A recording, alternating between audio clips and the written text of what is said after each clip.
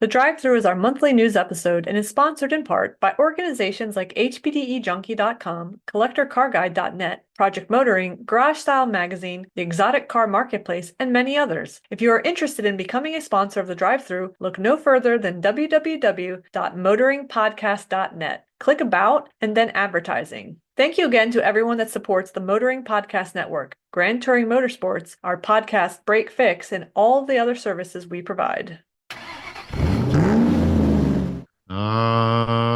Yes, I'm as ready as I always am. Wait, how's my hair? But anyway, okay.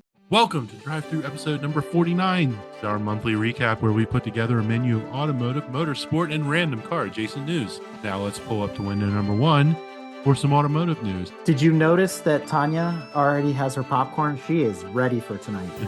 Is this the Florida Man episode? No, this is better. Tonight, we are bonded in the love of storytelling. Because tonight, whoa. Wow. That old Genesis song. Was it Genesis or Phil Collins? I can't remember. Is there really a difference? Yeah. It's the same lead singer. It's not that different. That's like, is there a difference between Bon Jovi and John Bon Jovi? No, not really. It's the same shit. Yeah. Now, I've got a bone to pick with this intro, though, because we only pull up to window number 1. But I guess it's kind of like when you go through a drive-through nowadays, they've got 2 windows. You really just go to the first one or the second one, and that's it. It's just one window. Window number 1. Here we go. What are we doing today? Only a few times in the 49 drive-thrus that we've had over the last few seasons have we really taken a step into the personal. Again, sharing the love of storytelling. And this month, it was almost, and I hate this word, serendipitous that certain articles lended themselves to events that have been going on in my life. It's going to be a little bit of a personal showcase this time. We're going to talk about Buford T. Justice, Roscoe Pico Train, and maybe Judge Dredd in there. You know, I am the law. Judge, jury, executioner. But I got to back up a little bit because I got to set the stage for our listeners. Now, some of our listeners may know just before back to school, so somewhere in between the last drive-through and this one, my wife broke her ankle pretty bad in 3 places, surgery. We're talking deck screws and metal plates and weeks and weeks and weeks of recovery and stuff like that. And how did she do it again? She was wrestling a bear, right? She was hiking and got literally stuck between a rock and a hard place. That being said, I am on the road more now every day of every week than I have been in probably years. And you guys already know how I feel about being in traffic. It's a Herculean effort. I'm doing a lot of stuff, running around, all these kinds of things. In the early part of this, I'm trying to get some stuff just done around the house. And I was like, you know what? I'm going to run to Home Depot because I've been driving the minivan for so long. I was like, you know what? My station wagon's been sitting. I'm going to take it into town just to drive it, to get it out of its parking spot, and hopefully the tires aren't square. So I head off into town. It's not like super early in the morning, like contractor early, you know, got to be at Home Depot to pick up my Tesla replacement parts at 6 in the morning type of deal. It was after 8 a.m. I go there, I get what I need. I'm coming back, and there's a major intersection, traffic light, there's a Wawa there, and it's 3 lanes that can turn left and 1 that can turn right. So it's actually a really, really wide intersection. And I'm the first car in the middle lane, and there's a bunch of cars behind me. Beautiful day, absolutely gorgeous weather, had the windows down. I didn't even have the radio on. I was just enjoying that Saturday morning in my old car, right?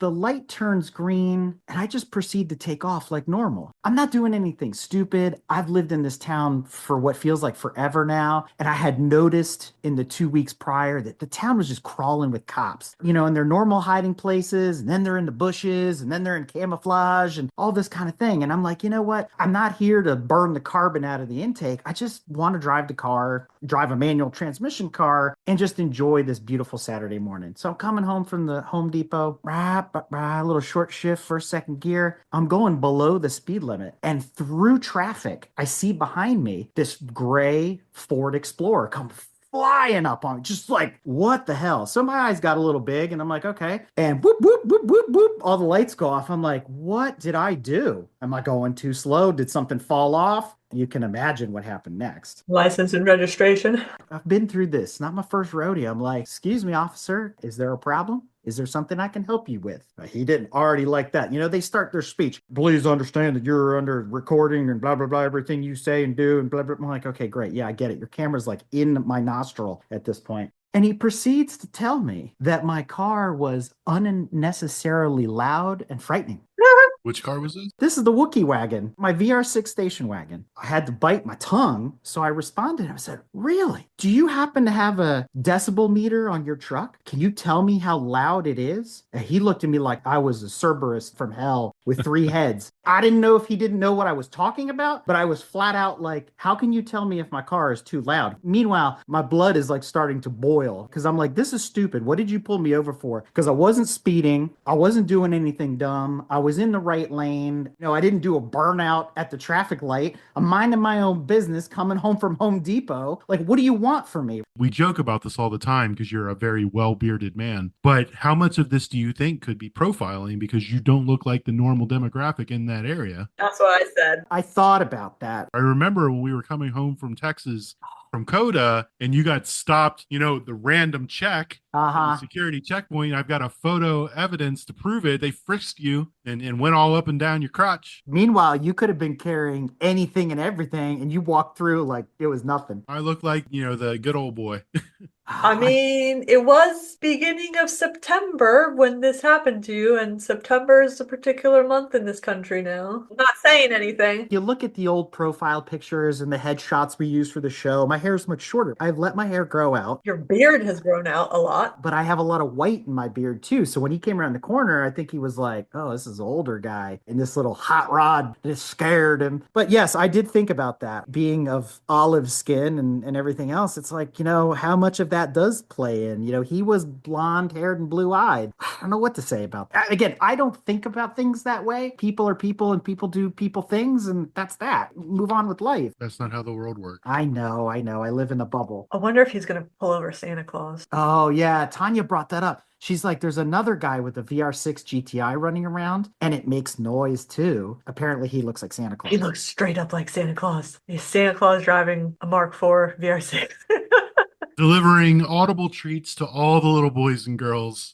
Okay, first of all, can you argue as a VR6 owner that the VR6 sounds bad? I mean, it sounds fucking amazing. Thank you. It's one of the best sounding engines of all time. Other than V8s and then a select few like straight sixes and stuff like that, the VR6 is one of the best sounding motors ever produced. But even at full song, the VR6 is quieter than the Nissan VQ because those 350s are loud, the Infinities and all those, the GTRs, and a straight six BMW is really shrill. Like if you want to talk about a startling engine, the VR6 is not it. It sounds like a freaking Wookiee. But anyway, I digress. I don't know why he was expecting to get any money out of you. You were driving a 22-year-old Volkswagen. It's blood out of a turnip. I mean, Thank you. Thank you. Thank you. Well, what I think he wanted was to get me for something because I got a loud car and I got a lowered car and it's a station wagon. It's not like I'm running around in a Camaro with a roots blower on it, right? It's just a freaking 20-year-old Volkswagen. Who cares? So then he proceeds to tell me, well, you have a taillight out, the old taillight trick. right? Did he smash it with a nightstick before he came up?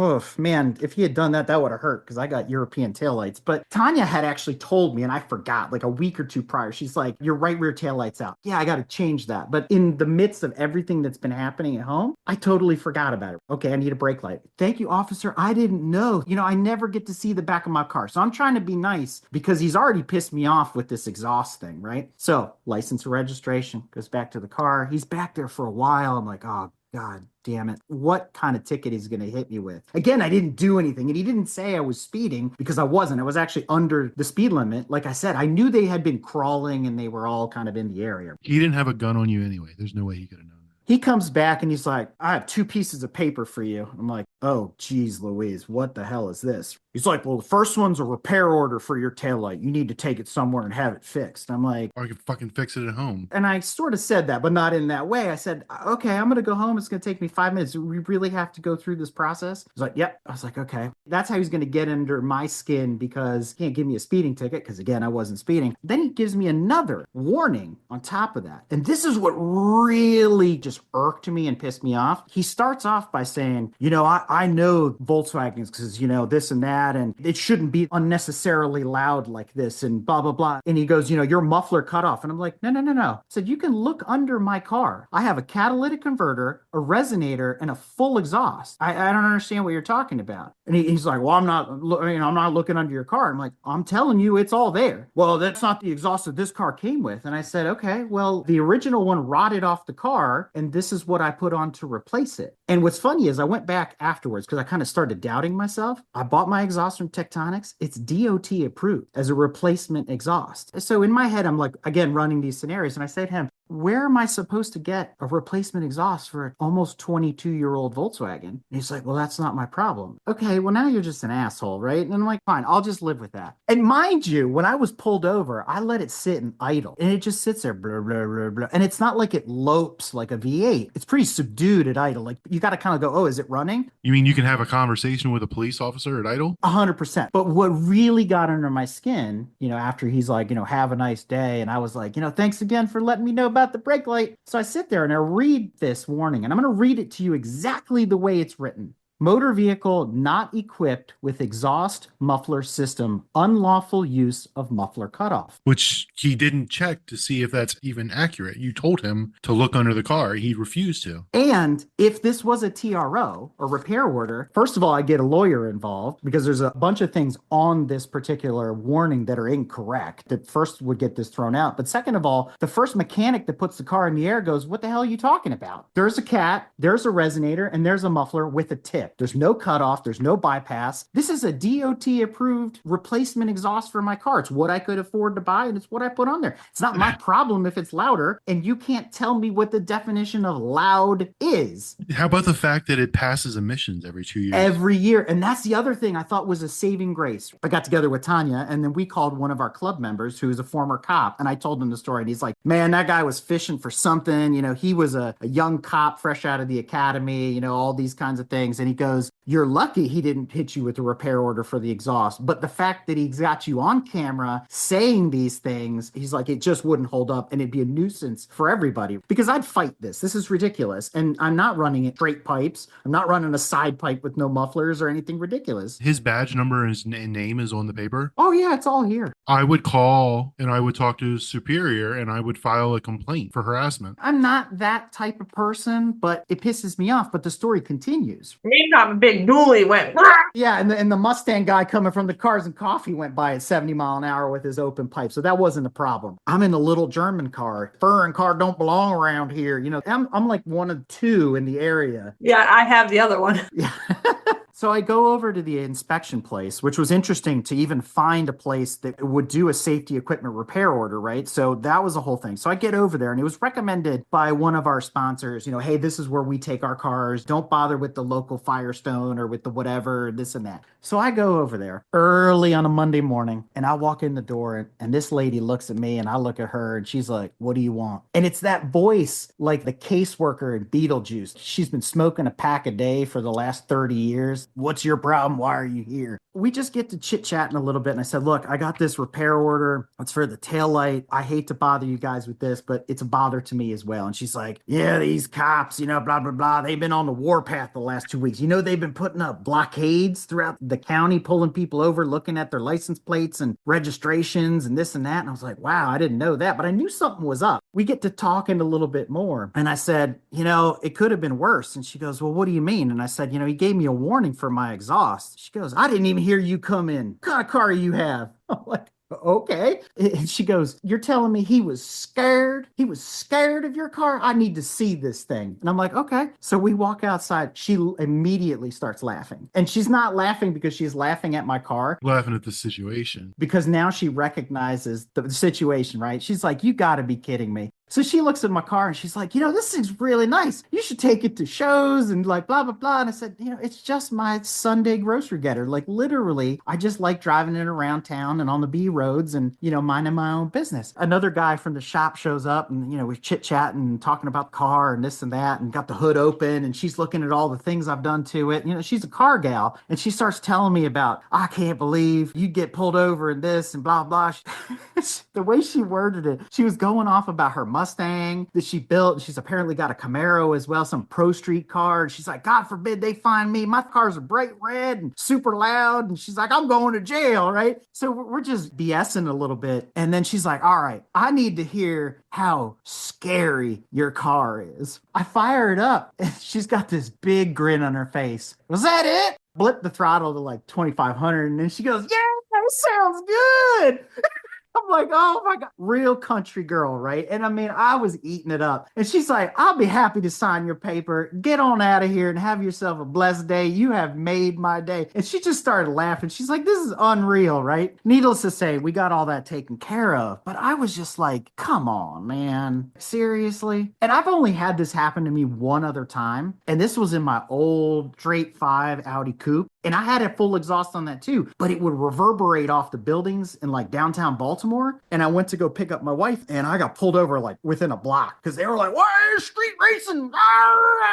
And it was another one of these situations. I was like, dude, I'm like a block from Power Plant Live. Like, where am I going to go? The streets are as wide as a Fiat 500. Like, are you kidding me? That time they tried to get me on a front license plate for that car, but I literally had the plate on the passenger floor with a broken bracket. I'm like, it broke off the car earlier today. Like, I need to order the part. So they sort of like let me go, but it was all like, you know, lights and sirens and we're going to get them. Yeah. You know, I'm like, come on, man. I'm not trying to be a public nuisance here. I'm really not. I'm too old for this stuff. But Tanya, you know, as we were talking about this and discussing this and kind of peeling it apart, you discovered something new and it's in the news now about some changes that are happening in our fair state with respect to the sound of cars. Yeah, I'm in trouble because the MoCo is trying to get bill passed that they're going to put noise cameras up throughout good old MoCo, Maryland. Can you believe that? Basically a speed camera, but sound. Yeah, with a decibel meter on it. They're going to catch you at the speed of sound. Take your photos if your registers, your decibels are too high. So what's going to happen is we're all going to rev to 7,000 RPM and then drop it in neutral when we all know where these sound cameras are, and we're going to coast by, and then we're going to downshift and floor it. All your experience at Lime Rock has paid off. That is so true because people actually do that where the sound meters are. And I've heard they do that at Summit Point and some other places as well. So, I mean, as racers, we kind of know those games, or get the dryer vent. More Home Depot parts. And turn it away so that the sound is, you know, pushing the other with the Doppler effect. I literally did this in town coming back yesterday. Threw the car in neutral because I was like passing a cop with his window open. And I like threw the car in neutral and like coasted by. Because all of this, your experience hearing the Montgomery County thing, like all flashed in my head. And I was like, crap. Not that I was doing anything, because I could have just gone by at the speed I was going. It wouldn't have been anything. But I was like, I'm not taking a chance.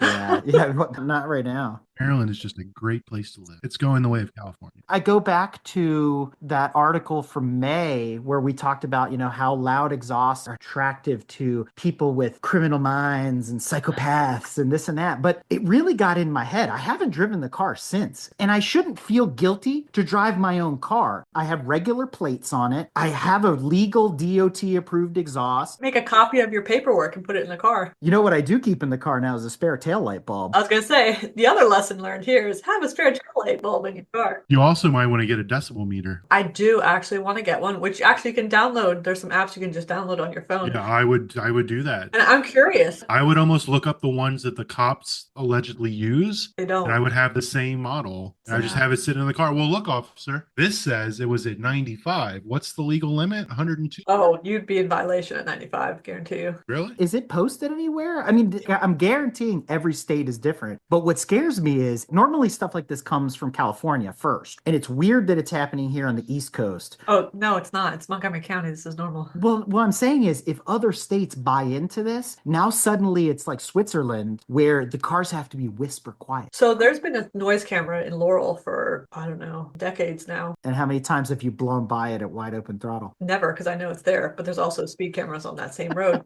But it's on a road that's directly with like apartments on either side. I understand in that area there was probably some dipshit that kept doing burnouts, waking everybody up at all hours of the night, and they did that. So if they want to put noise cameras in a very tight residential area. I don't like it, but I understand it. If it's on like an open road that you're not bothering anybody, that's BS. Instead of catching the criminals, they just punish everybody else. Well, and that's the problem. And there it is. And that's something I noticed being in traffic. And it's something that I thought is super illegal. And maybe I'm wrong, but please correct me. I'm seeing a lot more tinted windshields. Yes. And I'm not talking just like, oh, we put like a foot and a half of black No. across the top. I've seen two-tone where it's super dark limo tint on the first half and then it's dark on the bottom. And then I've seen like all black where you can't see the driver and Yeah. it's super obvious. If I can't see you, not that I really Yeah. want to see you in your car, but if I can't see you, your glass is tinted. Some of them are reflective on top of that, like polarizing, which is really distracting in your rearview mirror. And I'm like, that's illegal everywhere in the United States. Like, how are those folks not getting pulled over, but you're worried about me in my Volkswagen, which at cruise altitude, doing 50 miles an hour, the car gets really quiet. So I'm going to say low hanging fruit. You are the lower chance of causing a headache in that guy's day. The person with willing to do the tinted windows is probably doing some other nefarious things, and you're just Joe Blow citizen just trying to putt around. I think you were low hanging fruit. Why waste the time to pull me over, especially if I wasn't speeding? Come on. Like, what's the Because he point? saw that brake light after you pulled over. That's true too. Well, if you were at a light, though, he may have saw it at the light. So that's the thing about that traffic light. I couldn't see him because I'm always kind of scanning and looking around, make sure, some dump truck isn't coming without brakes. But he was so far back in the line that I didn't see him. He was grasping at straws the whole Right. time. And he heard me because I was the first in line of the three cars as we're turning. And I stuck out like a sore thumb because it's like, oh, look at that guy, oh, that menace. But he probably thought I was going to do a smoky burnout and run down at 100 miles an hour. But you know what else is funny is not even a half mile down from that intersection is the police barracks. I'm not an idiot. I'm not going to go blowing by there at 100 miles an hour. Like, that's literally the dumbest thing you could do. I would have gone straight there. I'd have pulled right in there with my little notice and said, I want to file a complaint against Officer Buford here. Well, and that's what our friend said, the former cop. He's like, go change your bulb and drive right over to the barracks right now and get him to sign the paperwork. And I was like, you know what? I'm not going to tempt fate that this guy is going to be there. I just don't want to do it. What would he have gotten you on? He can get you on a lot on that car, technically. Lowered suspension, blah, blah, blah. this Oh, all and these that. stupid Maryland laws that I don't have Yes. to deal with. That's right. Yeah, I yeah, forget. yeah. Just wait. It'll come to you too. Not in rural Virginia.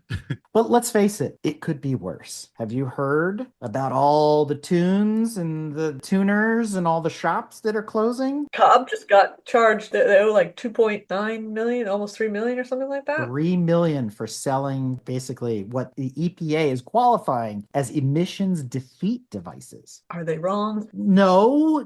The way tunes are designed today, I would say there's more of that going on because like Brad's car and my car, or even your car, Tanya, you get a chip. It's not really designed to change emissions. It's designed to remap, let's say, the VE table, the volumetric efficiency table, or the timing table, or whatever it is, give you a little bit more fuel, a little bit more rev, or whatever it is. But they weren't going in there and systematically turning off functions of the engine to bypass, let's say, particulate filters or exhaust gas recirculation or things like that. So I understand. Where does this end? I'm sure there's a cutoff where they'll retroactively say, okay, well, if you got a tune on a 20-year-old car, we don't care. This is clinching down on the aftermarket. If you pass emissions with a tune today on a modern car, let's say it's a Subaru or a Volkswagen or a Mazda or whatever, if you pass, does it matter? Like, how are the drivers and the owners going to suffer from what Cobb is going through? Like, what's the butterfly effect of this? I'm just dumbfounded. I don't even know what to say about this. If that wasn't bad enough, and you were talking about, we're all here in the DMV together, suffering equally in some ways. There are worse states. No doubt. Ours don't even make the list of the worst states to be a car owner in. Well, I know number one is California. Oh, 100%. My guess is Colorado is another. Probably sucks to be in Washington, D.C. owning a car.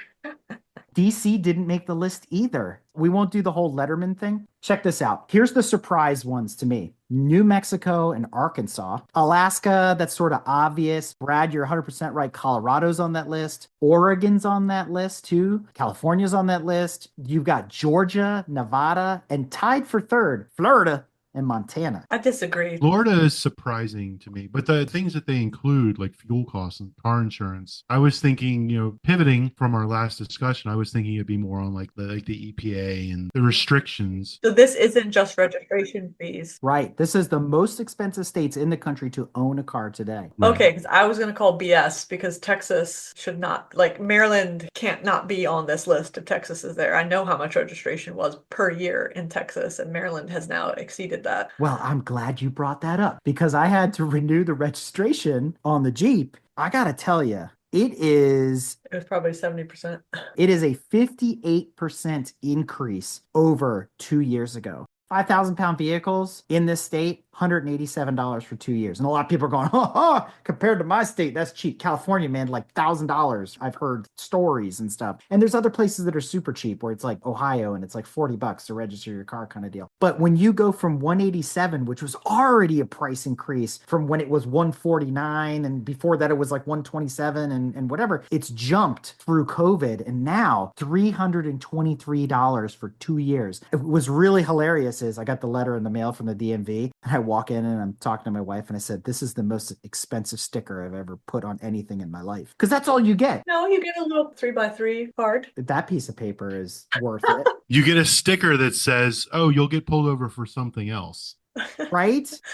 And I sort of wondered to myself, like, why all this stuff isn't digital, why it even matters. There should be almost a barcode on your tag that they could just scan and look up and see if your registration is up to date. It's almost like they can pull your plates. It's almost like they can just read your tag and look Yeah. up information about you in the DMV system. No. They can't do that now? This is Star Trek technology you're talking about. Oh my here. God, beam me up, Scotty. Although I do kind of like being able to look at people and being like, look at this, hasn't renewed his tags in like 5 years. But again, that guy's not getting pulled over. No, getting pulled over for having a 1 out of your 2 license plate lights burned out because they were 20 years old. That happened to me another time too. Luckily, I didn't get a repair order for that one. But I was like, again, thank you for telling me.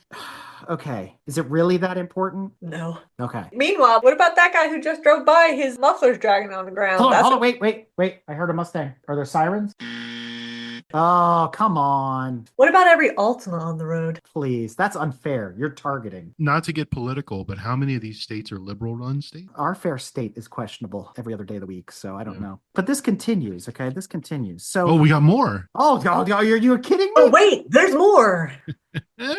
I love this. So I told you it's personal. This whole showcase is the stories of what's happened over the last month. Look at this guy. He doesn't drive anywhere, and then like he's driving somewhere for like 2 weeks, and look at all these stories. All right, what's next? So I'm back in the minivan, driving the kids to the city, all this kind of stuff for school. And I decided I'm going to work remote. I'm going to be closer to school because if something happens when the kids get sick, I don't want to have to drive all the way and get stuck in traffic and all this kind of thing. So I'm going to do my homework. And I did way too much like I do when I buy anything. I'm going to buy myself an electric scooter to get around town. It's going to be super cool. So let me tell you, it's really difficult to find adult rated EV scooters that are the right weight requirement, balance of power, range, and then speed. So those are sort of like the 4 categories, right? You have to look at. And it started reminding me of like if I was purchasing an electric vehicle, I got to look at weight, I got to look at speed, I got to look at range. Range anxiety is a thing on the scooter as well, let me tell you.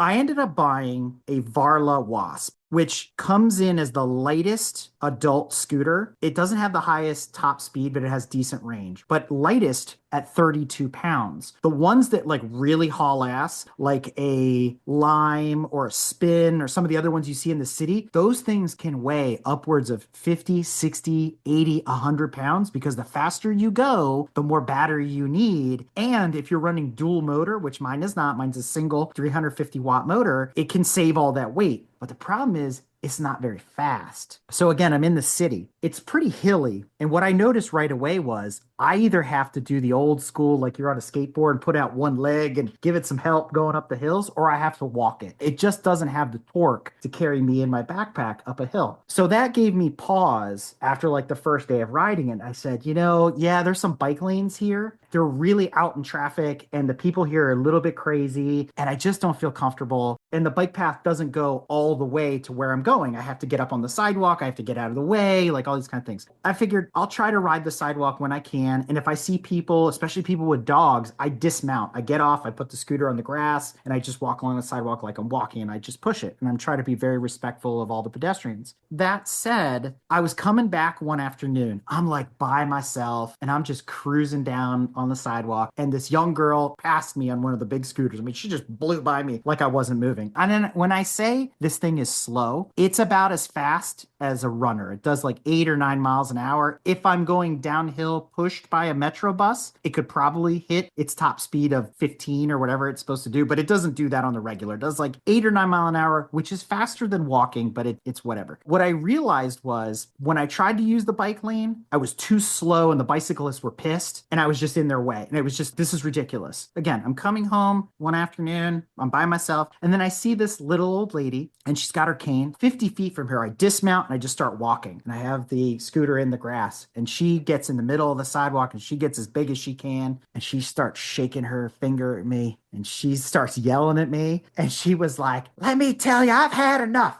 I've had enough of these scooters and and the bicyclists should all be put in jail and blah, blah, blah. And I was like, yes, ma'am. Yes, ma'am. I'm so sorry. Yes, ma'am. I would have expletive her ass. Oh, she went off and she went off. And so I said, I understand, but I dismounted from the sidewalk and now I am walking and you are blocking me. You're on my side of the sidewalk. She said, there is no side to the sidewalk. This is my sidewalk and I am going to walk here. And I'm like, well, damn, okay. You own the town, apparently. She must have been the mayor or something, right? At 97 years old. That would have infuriated me more. I don't need to get into a fight with anybody. Just like I don't want to get into an argument with the cop. It's a Danny Glover moment. You're like, I'm too old for this. And as soon as I part ways with you, I'm never going to see you again and I don't care. That's why I would have told her to go F herself and kept going because I've never seen her again. And then it became like this political rant. And I'm like, ma'am, I have to go. I could care You less. stayed way longer than I ever would have. I don't even know if I would have said anything to her. I would have just kept going. I would have ignored her. She'd have been nothing to me. I guess I just don't need anybody reporting me or, oh, there's a guy running around and, he looks like whatever. And Newsflash, they're going to report you anyway. Yeah. You don't look like them. it's true. Tanya brought up a good point. She was like, it's not always legal everywhere to ride the scooter on the sidewalk. And I noticed on the bigger ones, the rental ones, it literally says on the base plate where you stand, it says, do not ride on the sidewalk. And I'm like, I get it, because those things haul ass. They do like 30 miles an hour, right? And you know who rides them on the sidewalk? Everybody that rents one. It's safer. Exactly. It is. And the old lady did say, she's because I understand that you don't want to get hit by a car. And I'm like, okay, let's just stop there for a moment. And that is true. I am fearful to use the bike lane, even if it's available, because again, it is too slow. And I don't want to cause a bicyclist to have an issue because they are going faster than me, because they're capable of going faster than me. But I've noticed, though, everybody with a dog that takes the time to say good morning or hello or whatever has been like, oh, thank you so much for not scaring my dog, because you see the dogs get all antsy. They don't even like the cars in the city, let alone the scooters. Everybody else, I'll just ride along and they're like, good morning, hello. And it's like, this happy middle America type of neighborhood. It's super weird. Like I'm living in this bubble that I just don't understand. And it's like, I don't know. I just can't put up with the whole being yelled at by everybody, I guess. The bigger point is, it's like some people respect the bicyclists and the scooters. I will say that I have seen some crazy stuff from the bike messengers, because they do still exist in the city with their fixed gear bikes and they just blow through intersections and they could care less. And I'm like, wow, that's brave. That's the word I'm going to use for that. But I'm like, okay. What really gave me pause about all this, and I'm still riding the scooter, I don't really care. And I ride on the sidewalk. And I tell you what, there's this one kid every day, dude, he meanders down the sidewalk and I literally have to yell to him, eyes up, eyes up. He's just going to run into me. Not because I'm trying to run into him, because he's not looking. He's playing Pokemon Go or something. But I fear for him. I fear for myself, maybe some of the other people, because there's an article that came out recently from the NHTSA addressing the bigness of the vehicles, especially trucks and SUV. And they're trying to, I guess, trim the fat. But I really want to know what the definition of a quote unquote excessively large truck and SUV is. Where do we draw the line on that? Well, it's the same definition definition as excessively loud. right? In Brad's perspective, he doesn't think any of them are excessively tall. From my perspective, when the headlight is at the height of my head, I'm sorry, that is excessively tall. Well, yeah, if you're standing outside the vehicle, the headlights or the bumper is at your head, that's too tall. Yes, I agree. You're not a Mack truck. You're not off-roading in the bush. Yeah. You don't need a 8-inch lift with 42-inch tires on your F-350. It's unnecessary. I love those trucks though, and then they have a 12-inch drop on their trailer hitch because they're too tall to actually tow anything. Because they can't get in. So they can tow their mulch trailer. No, because the guy's 5'0" and he can't get in. Or you can't get it up either.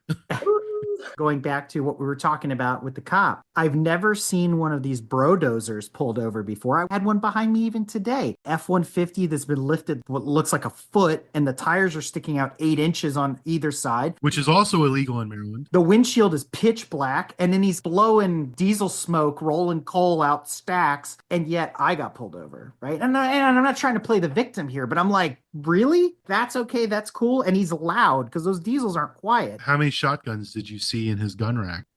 What's funny about all this is I never really took it seriously until I became like more of a hardcore, let's say, pedestrian every day in the city and really like being involved in traffic. When you're in a car, you're sort of protected and you don't think about, yeah, there's a brodozer. But when you're on a scooter doing like 8 and one goes by you and kind of like nearly knocks you over, you're just like, "Argh!" You have a pucker moment on both sides of your body that is pretty incredible. But what I also noticed that I never considered is how scary EVs can be. Can't hear them coming. So it goes back to what we were talking about before. The cars need to make a little bit of noise because you could have a Prius or a Tesla just creep up on you. I had an electric BMW following me up a hill on a side street that was like only a car wide. I didn't know he was back there until I heard like the crack of the tire roll over like a twig. And I was like, oh my God, there's something behind me. And he had been there a while. And then as soon as I realized that he was there, I got out of the way. And then he just floored it and took off, just like a bat out of hell. He didn't honk the horn or anything like that, which probably would have startled me, right? Because again, I didn't hear him. What you were describing, though, it reminds me of that scene in The Office where Andy and Dwight are dueling in the parking lot, and Andy creeps up on him in the Prius at like 5 miles an hour, so you can't hear him. Exactly. I think you need to get yourself one of those high visibility jackets like the construction workers wear. I got a bright red backpack, man. You can see it. Those yum yellow vests, and wear that as you're going down the road. I'll wear the GTM Media polos from the track days. That is perfect. But there was another article, and this is again where I think Big Brother is listening, and it's a bit of a dodoy moment here, as Brad likes to say. But quicker EVs might lead to more accidents. Oh, you don't say. But there's one more part, Brad, and I don't know if you put it out there in the world, you gave me the karma, but I'm going to get one of those signs like they used to have in the factories I still use those. that says X number of days since incident, because guess what? The Pacifica's back in the shop. Oh my God, what happened? Well, it's been 200 days since it's been in the shop, so that's 7 months for those of you counting at home. I was driving it into the city like I do every morning, and I didn't warn the girls, but the dashboard lit up like Times Square. All sorts of lights. Then a big red wrench with a lightning bolt in the middle, and it says, service hybrid system now. And I'm like, ooh, something's about to go seriously wrong. I got them dropped off, and then basically took a minute to get my thoughts together, talk to my wife, like, oh my God, we're about to be down a car. Nothing matters. She can't drive one. That's true. Yeah, she cannot drive for several more weeks. And I drove it immediately to the dealership and I made it their problem again. And this comes on the heels of us literally talking about the Pacifica and talking about the letter that we got from Stellantis saying how they just put an unlimited warranty on the hybrid system. So we're taking advantage of that. Well, my question is, did you guys just get a lemon law,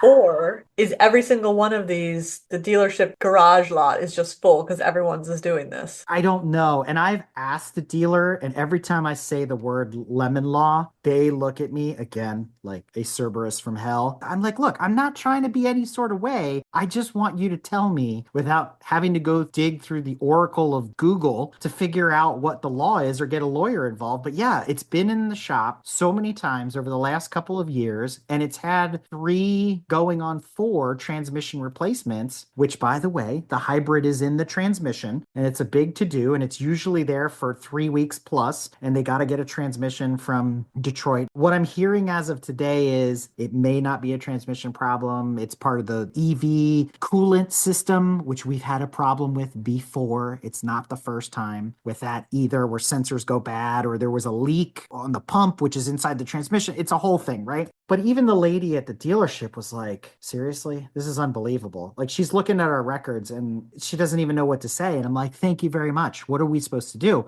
My wife and I had a heart to heart about this. And like we've talked about in previous drive-throughs before, what do we do if the Pacifica finally goes belly up? Like, if it goes really pear-shaped, fix it again, trade it in at the next local Toyota dealer and call it a day, because I'm done. Unless we're going to buy another Jeep, because to me, buying a Jeep is like buying an Audi or a Benz. They're more of a higher end car now than they used to be. There's a lot more in them. There's a lot more quality. It's the flagship of Stellantis, at least in the United States. You look at the rest of the Chrysler fleet, it's not worth it. And if you look at the rest of the vans, because my wife wants another van, if we were to replace it, what do you buy? We've talked about the Kias, the Honda, and I'm not buying a $62,000 Volkswagen ID Buzz. Like, I'm not buying another Volkswagen. You know what I mean? It's a mess. Why get another minivan? The sliding doors. She's hooked on the sliding doors now, I bet. The sliding doors are pretty nice. Yeah. And the cargo space and yeah, I get it. Question about the Pacifica. All these issues that you've had, I love it. It's the best car we've ever owned, except for all this. we exclude the time it bricked itself just sitting in your garage, but all the other times, what is the ratio you driving versus Jess driving? This is the first time it's happened to me. Okay, that debunks my theory, because we have a theory like that about another GTM member that is really hard on vehicles, and they've had transmission issues and stuff with all their vehicles too. And I'm glad you brought that up, because I was on pace to try to beat Jess's record. And that's what was super impressive about the Pacifica. I was like, man, this thing is torquey and blah, blah, blah. And you know, the way the hybrid works and it's all electric before it's gas, and how far I could go. There were some days I could get to school and have like 30% left. So I'm coming back part of the way on electric, which was awesome. So I was averaging everything I was doing. I hadn't put gas in it in 3 weeks. And I was getting 48.2 miles to the gallon cumulative average city highway. Freaking unbelievable. That's better than diesel most of the time. Didn't there used to be a saying back in the day that cars run best right before they're going to die? 1000%.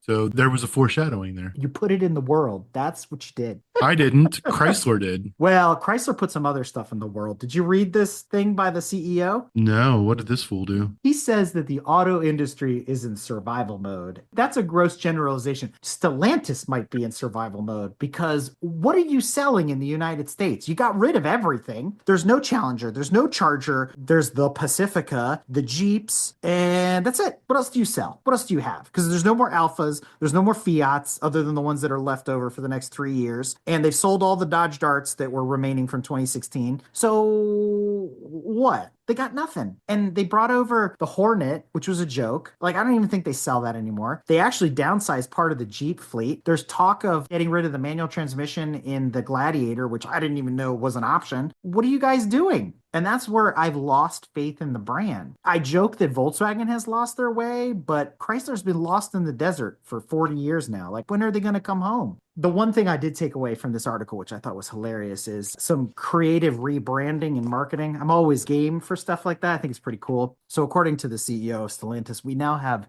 electric motors and thermal motors. Not internal combustion, thermal motors, which someone pointed out to me that steam engines are also thermal engines. So maybe they're going back to that. Was that a Tesla?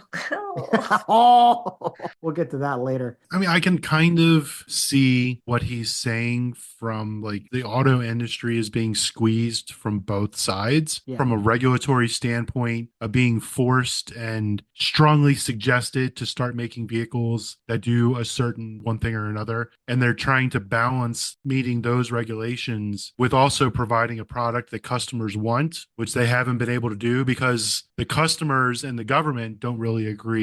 And then they're stuck in the middle. So I can kind of understand what he means. And maybe it's less like this isn't right now, but it's like a preemptive, we're heading this way really soon kind of thing. They come to the table with something like the Airflow. Remember that? It was supposed to be sort of like the Cherokee, but had the Chrysler badge. It was really cool and sleek looking. develop that body shape, which was interesting, and everybody went, "Oh, that's pretty cool." But give me an engine package option. Nobody's doing that. Where it's like, I can buy a Golf with an electric motor, or I can buy a Golf with a 2-liter turbo gas, and I can still have a Golf. If that's what I want, or in this case for Stellantis, the Airflow, if I want to buy that, just give me an engine package to choose from. They keep developing these crazy cars for no reason that, to your point, Brad, nobody wants. Stop making them weird looking. Stop making them unusable. Stop making them not functional. And the reason people keep gravitating towards, let's say, SUVs is because they are functional and useful and still very drivable. But you get into some of these other cars and you're like, visibility is garbage. You can't even get a suitcase in them. You can't fit 4 people in them. Like, why are you building this trash?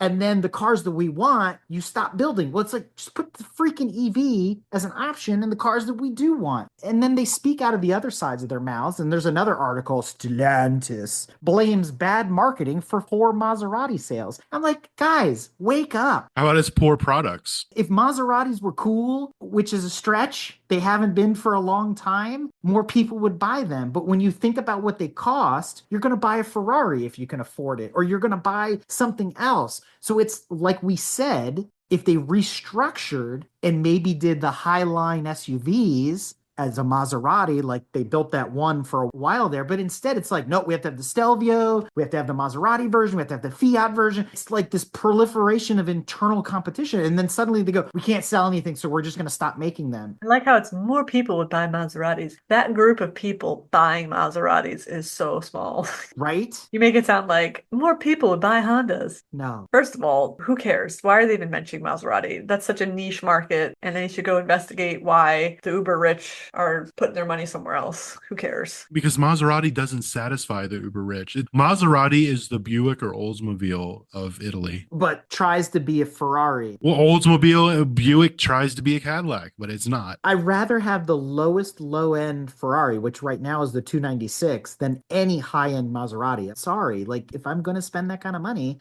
the Ferrari's a status symbol, not the Maserati. There was another automaker that went through something similar, making all these duplicate vehicles and then basically not selling anything because they were competing with themselves. Who was that? Who was that, Brad? That was General Motors. Oh, you're right. Wait, or was it Ford? Oh, Or maybe it was Chrysler. I think Yeah. all the American brands did that stupid stuff.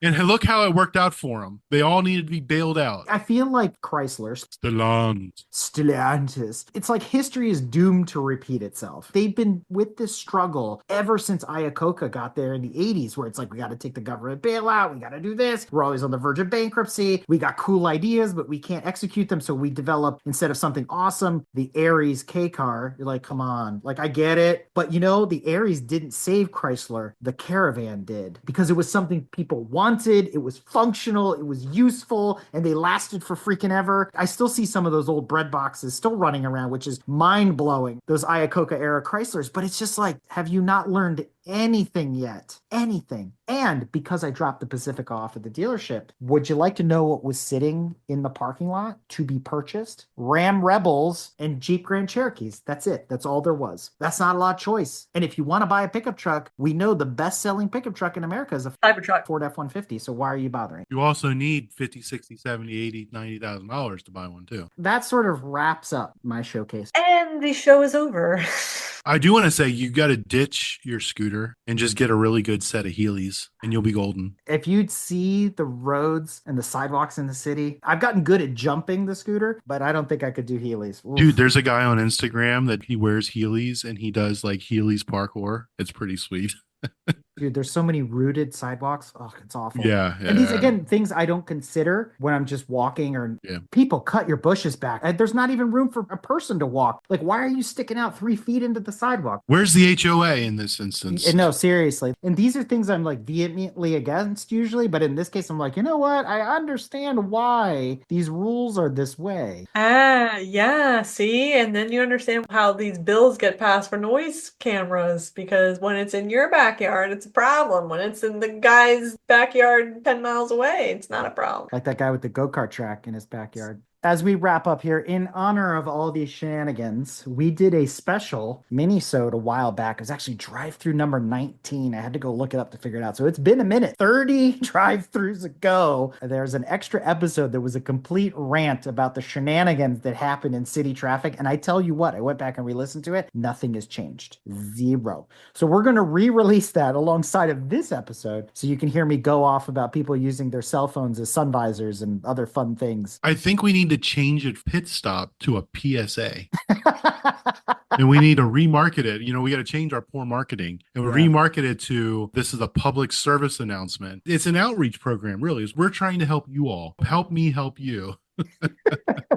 Well, on that, let's get back to our regularly scheduled ranting and raving. Stellantis has told us that the automotive industry is in survival mode, and that might be true at Volkswagen because reports are saying the crisis continues. Since the last time we talked about this, they might be forced to close factories in Germany. And wait, this just in. Factories in China, too. What's the name of the Chinese EV company? BYD. Who's going to compete against them? Because it's the EV factories that they're shutting down because they can't compete against Chinese EV. Because nobody wants them. Volkswagen bet the farm on EVs. No, it's not that nobody wants an EV. Nobody wants Volkswagen's EV when they can have the Chinese BYD for 75% less. For 25 yen. Well, and that's just it. We talked about it. The ID Buzz at $62,000. How many Honda Odysseys, basically two of them, can you buy for the price of that ID Buzz? I would just like to say that you cannot buy two Honda Odysseys for the price of one ID Buzz. The Honda Odyssey 2025 version starts at $41,920 MSRP. How much are they at CarMax? I bet I can buy two at CarMax. Okay, a used. Then we got to wait to see how much a used ID Buzz is. Yeah, if you're buying used, then you can get 6 Honda Odysseys. Used, they're going to cost $62,000 because nobody's buying them. I probably can get 6 2005 Honda Odysseys. That's what I mean. How low can you go? How used do you want? You can buy 25 Mazda Miatas. I'm gonna get a Dodge Caravan from the early 90s. They came in manual. It's insane. Nobody wants that stuff. You want to tell me it's because it's an EV? They're pushing the ceiling of what the market can bear. And for once, the market is not willing to bear the cost of these cars. And they're either not being made, they're not being sold, or they're sitting on lots. And I say, hell yeah, vote with your wallet in this case. Don't buy these cars. They're ridiculous. And not because they're not good, because the prices need to come down. You guys get my point. What's that guy's name at the dealer? Oh, yeah. You're talking about Chuck Leduc? Yeah. Chuck Leduc, yeah. I still get emails from him. Oh, shoot. There's an article here about BMW. Apparently, maybe we're in for some new BMW stylings as they seem to be replacing their chief people in charge. Okay, define styling. Changing the grills back to what they were before is not changing the styling. It would be a step in the right direction. I don't disagree with that. For anyone who liked the Z4, apparently they're bringing that guy back. I do like the Z4. It's one of the few BMWs I do like. Well, then maybe there will be a style change that you like because the guy that designed that one is coming back, apparently. Will they all be as ugly as the Z4? Well, now you just spoke out of both sides of your mouth. No. I said I liked it. It's sort of like that scrappy junkyard hound puppy, and you're like, he's so ugly, he's cute. Okay. That's the Z4. You're like, it's so ugly, it's kind of nice. I like it. Time will tell what changes we might see, exterior, etc., on future BMWs. I'll believe it when I see it. I just like his name. Hui Dong. He develops the donks over at BMW. Dumps like a truck. Double dubs, baby. For the record, the more and more I see the BMW M models with that giant front grille, Don't tell me. the more I like it. The more you like it, The more I like it. Have you seen them at night when they light up? They're atrocious. I cannot say I've seen it at night. You need to get out more. Come at me, bro. Where am I going to go? I go to daycare. Daycare's during the day. My wife's doctor has an M2 competition, black on triple black with the seats with the BMW Motorsport stitched leather. And And it probably says M in like 50,000 places. when it's an M2 competition, I mean, this thing is legit awesome. And I don't say that about a lot of BMWs, but I was like, dude, that's a really, really nice car. That is pretty cool. So good on him. But again, there's very few and far between BMWs I can say that about. oh, it also has a normal size grille. The M2 has a normal size grille. Yeah, that's why it looks good. That's why even if all they did is go back to normal size grills, it would be a step in the right direction. More of that marketing nonsense. It's like thermal motors. Buzzwords. Synergy. We have synergy. Well, moving into domestic news, General Motors at the cutting edge of 10 years ago. At the cutting edge of failure. I don't know. Is it 10 years ago? Because Tesla only very recently started opening up its charger network to non-Tesla manufacturers, right? Yeah, I feel like they are first to market on this. Well, Ford's already doing it. They got access to the network. But what I don't understand is when you pull up with your Hummer EV and charge on the Tesla network, how does that work? Do you get a Tesla subscription? Like, I understand the Electrify America thing. Well, I think you pay at the quote unquote pump. I've seen that with other systems, which is super awesome at places like IKEA where they have that. You can boop, park right up front. And it is relatively inexpensive, but it is a $225 uplift to get this adapter so you can use the Tesla chargers. Yeah, and Ford gave away their adapter for free. Beginning, I think they're going to start charging. Why can't we just develop better charging stations and put Elon out of business? Why can't we just develop better technology for everybody to use for free? Why do you have to curse in church all the time? You want to give a mass group of people something for free for the general benefit of society. What country are you in? That was the premise of the movie The Saint. Remember that free energy? Yeah, cold fusion. Yeah. He drove yeah. a Volvo. I just want to point that out. He did. He did. I don't have a problem with it costing $225 when they're selling it to people that bought a $130,000 Hummer. I have a problem with it costing $225 because Ford's giving it away for free. Ford gave it away for Ford is a better company. but apparently they're not free anymore. Because GM started to charge for them. It's all tit for tat. Well, no, because if GM just started this, Ford said that after June 30th of this year, it would be $230. So look, GM just beat them by $5 at discount. $230. I'm selling mine for $229, Bob. $229. You can take that extra $5, go to Subway, and get an $8 footlong. And you're still out of pocket. But you can't charge outside the subway. That's like the people that get a coupon and they're like, look, I'm saving money. No, you spent $500. Yeah, but I would have spent $750. I saved $250. No, you didn't. You spent $500. Look at your bank account. You know, the marketing term for that is spaving. Spending and saving. Spaving. All right, let's switch gears and talk about Japanese and Asian domestic news. Do we actually have news? We do. It has nothing to do with America, which makes it completely awesome. And it really has nothing to do with the car that's going to exist either, because we've talked before about how the Supra is going away. And we're all very saddened by this. The weird four-cylinder one that nobody's going to be brokenhearted about. The Australians, never to be outdone, say, here, hold my Fosters. That's Australian for beer.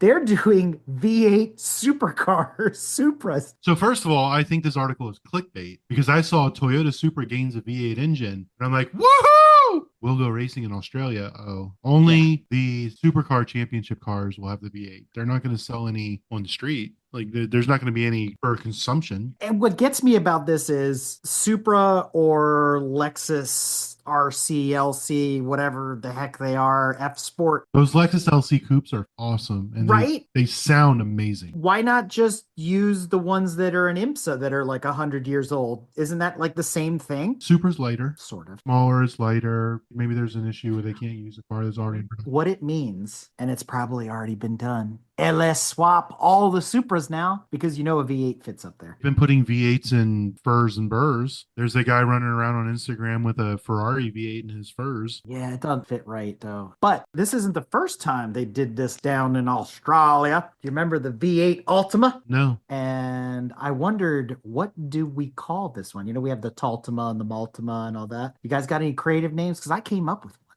This is the Baltima. Got balls to my. That's awesome. But that's old news. We got to move on to some new news, random EVs and concept cars. My wife, who has ample free time now because she can't really go anywhere, do anything. So she's been trolling and doom scrolling on Instagram and sent me this one, knowing that I love some French cars. Have you guys seen this Renault rendering of the, call it Resto Mod R17 EV? Very neat. I love this. It's very Mad Max to me. Not a fan of this brown color, but that could be changed. I love the color. Brown is back. Did you look at the original one to compare it to what they did? I think they did a really good job of pulling the design language of a 1970s French coupe into the modern era. I think it looks really, really cool. It'll never get made. Of course not, because anything awesome never gets made. Or it'll get made and we'll never see it. Oh, Meh. we'll never see it for sure. Throw a Nissan badge on it and call it something else. Meanwhile, we talk about the auto industry being in survival mode. There's some people that are taking themselves off of Survivor Island. This is just another manufacturer that's joining the bandwagon of not going full electric anymore. So Volvo is saying that they're going to ditch their previous plans to sell only electric cars by 2030. Because again, we're seeing this decrease in demand for electric battery-powered vehicles. We pulled the rubber band as far as it can go. It's just coming right back to where it was. People got real optimistic. They said, you know what, let's do it, let's run with it. And then it was like, let's see how this goes. It's not going how they forecasted, so they're pumping the brakes, so to speak. So do you think they feel silly divesting Polestar? Do they feel silly not being 100% Swedish? Well, there's that too. Could that be part of the problem as well? Because of the huge tariffs that have been imposed upon the Chinese imports to basically keep them out of the United States? Probably not helping. That's what's happening to Lotus right now. The cost of their new EV, the Electra, has jumped to $230,000 because it's another Chinese-owned legacy manufacturer. Not gonna help. What are we afraid of? I guess that's my bigger question. What do you mean? Why can't we allow BYD to build the cars here? Everything else we outsource to China. That's for a different podcast. Oh, okay. All right. That's a totally different discussion. Okay. That's a battle that the lobbyists are fighting. I'll leave that where it sits. I mean, if you can tell me the difference between a Tesla 3 and a BYD, It's the same difference between a Sorny and a magnet box. a Sorny. I'm not sure if there's a Home Depot in China or not. And speaking of Polestar being divested, this one made me think 2 if by land and 1 if by sea, because Polestar is going to make electric boats, because we know how well water and electricity go together. Why is this boat flying? It's a hydrofoil. They do go together because when the batteries go off in a chain reaction burn, you need an ocean of water to put them out. So it's perfect. Sink it. Done. I don't know that this is the first electric boat or thing of this type. I remember meeting the gentleman from Von Mercier, and they were developing an EV hovercraft. And that was a couple of years ago now. I've heard of EV airplanes. Again, this was the next logical conclusion, I suppose. I just didn't think Polestar was going to be the one to do it, but hey, send it. Speaking of going for it, Brad, we need to turn to Lost and Found. I found something for you. I know it's one of your favorite BMWs, speaking of BMW earlier. This is the chassis hand-built by God himself, the E39 M5. Yep. But is that $280,000 worth of yep? Nope.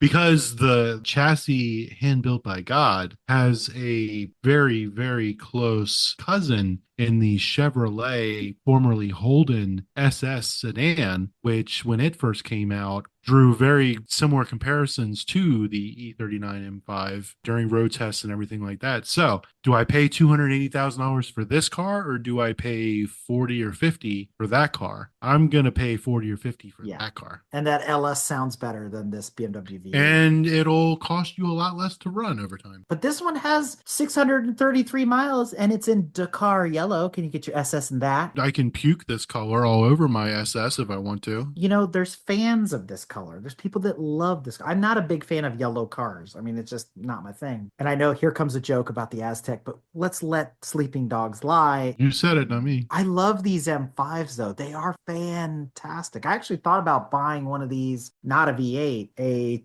3.5 liter 6 to run at the track instead of an E36 M3, and I regret not doing that. I almost bought a 540i with the smaller V8. I had check in hand at CarMax ready to buy it, and somebody in my journey from home to CarMax put it on dealer transfer. Oh no. And I didn't get it. They refused to sell it to me. And I was very distraught. I probably would still have that car. So I love the car. I don't love it $280,000 worth though. Every time I look at these, it's a beautiful blend of E36 styling and E46 styling. It like sits in between and it has these cues and these certain features. They just still look good today. It's one of the few, let's say 20 plus year old BMWs that still looks really, really awesome. So God bless whoever buys this, but yeah, there's a lot of cars you can buy for 280 grand. Yep. Well, Tanya, We would be remiss if we didn't talk about the great Tesla.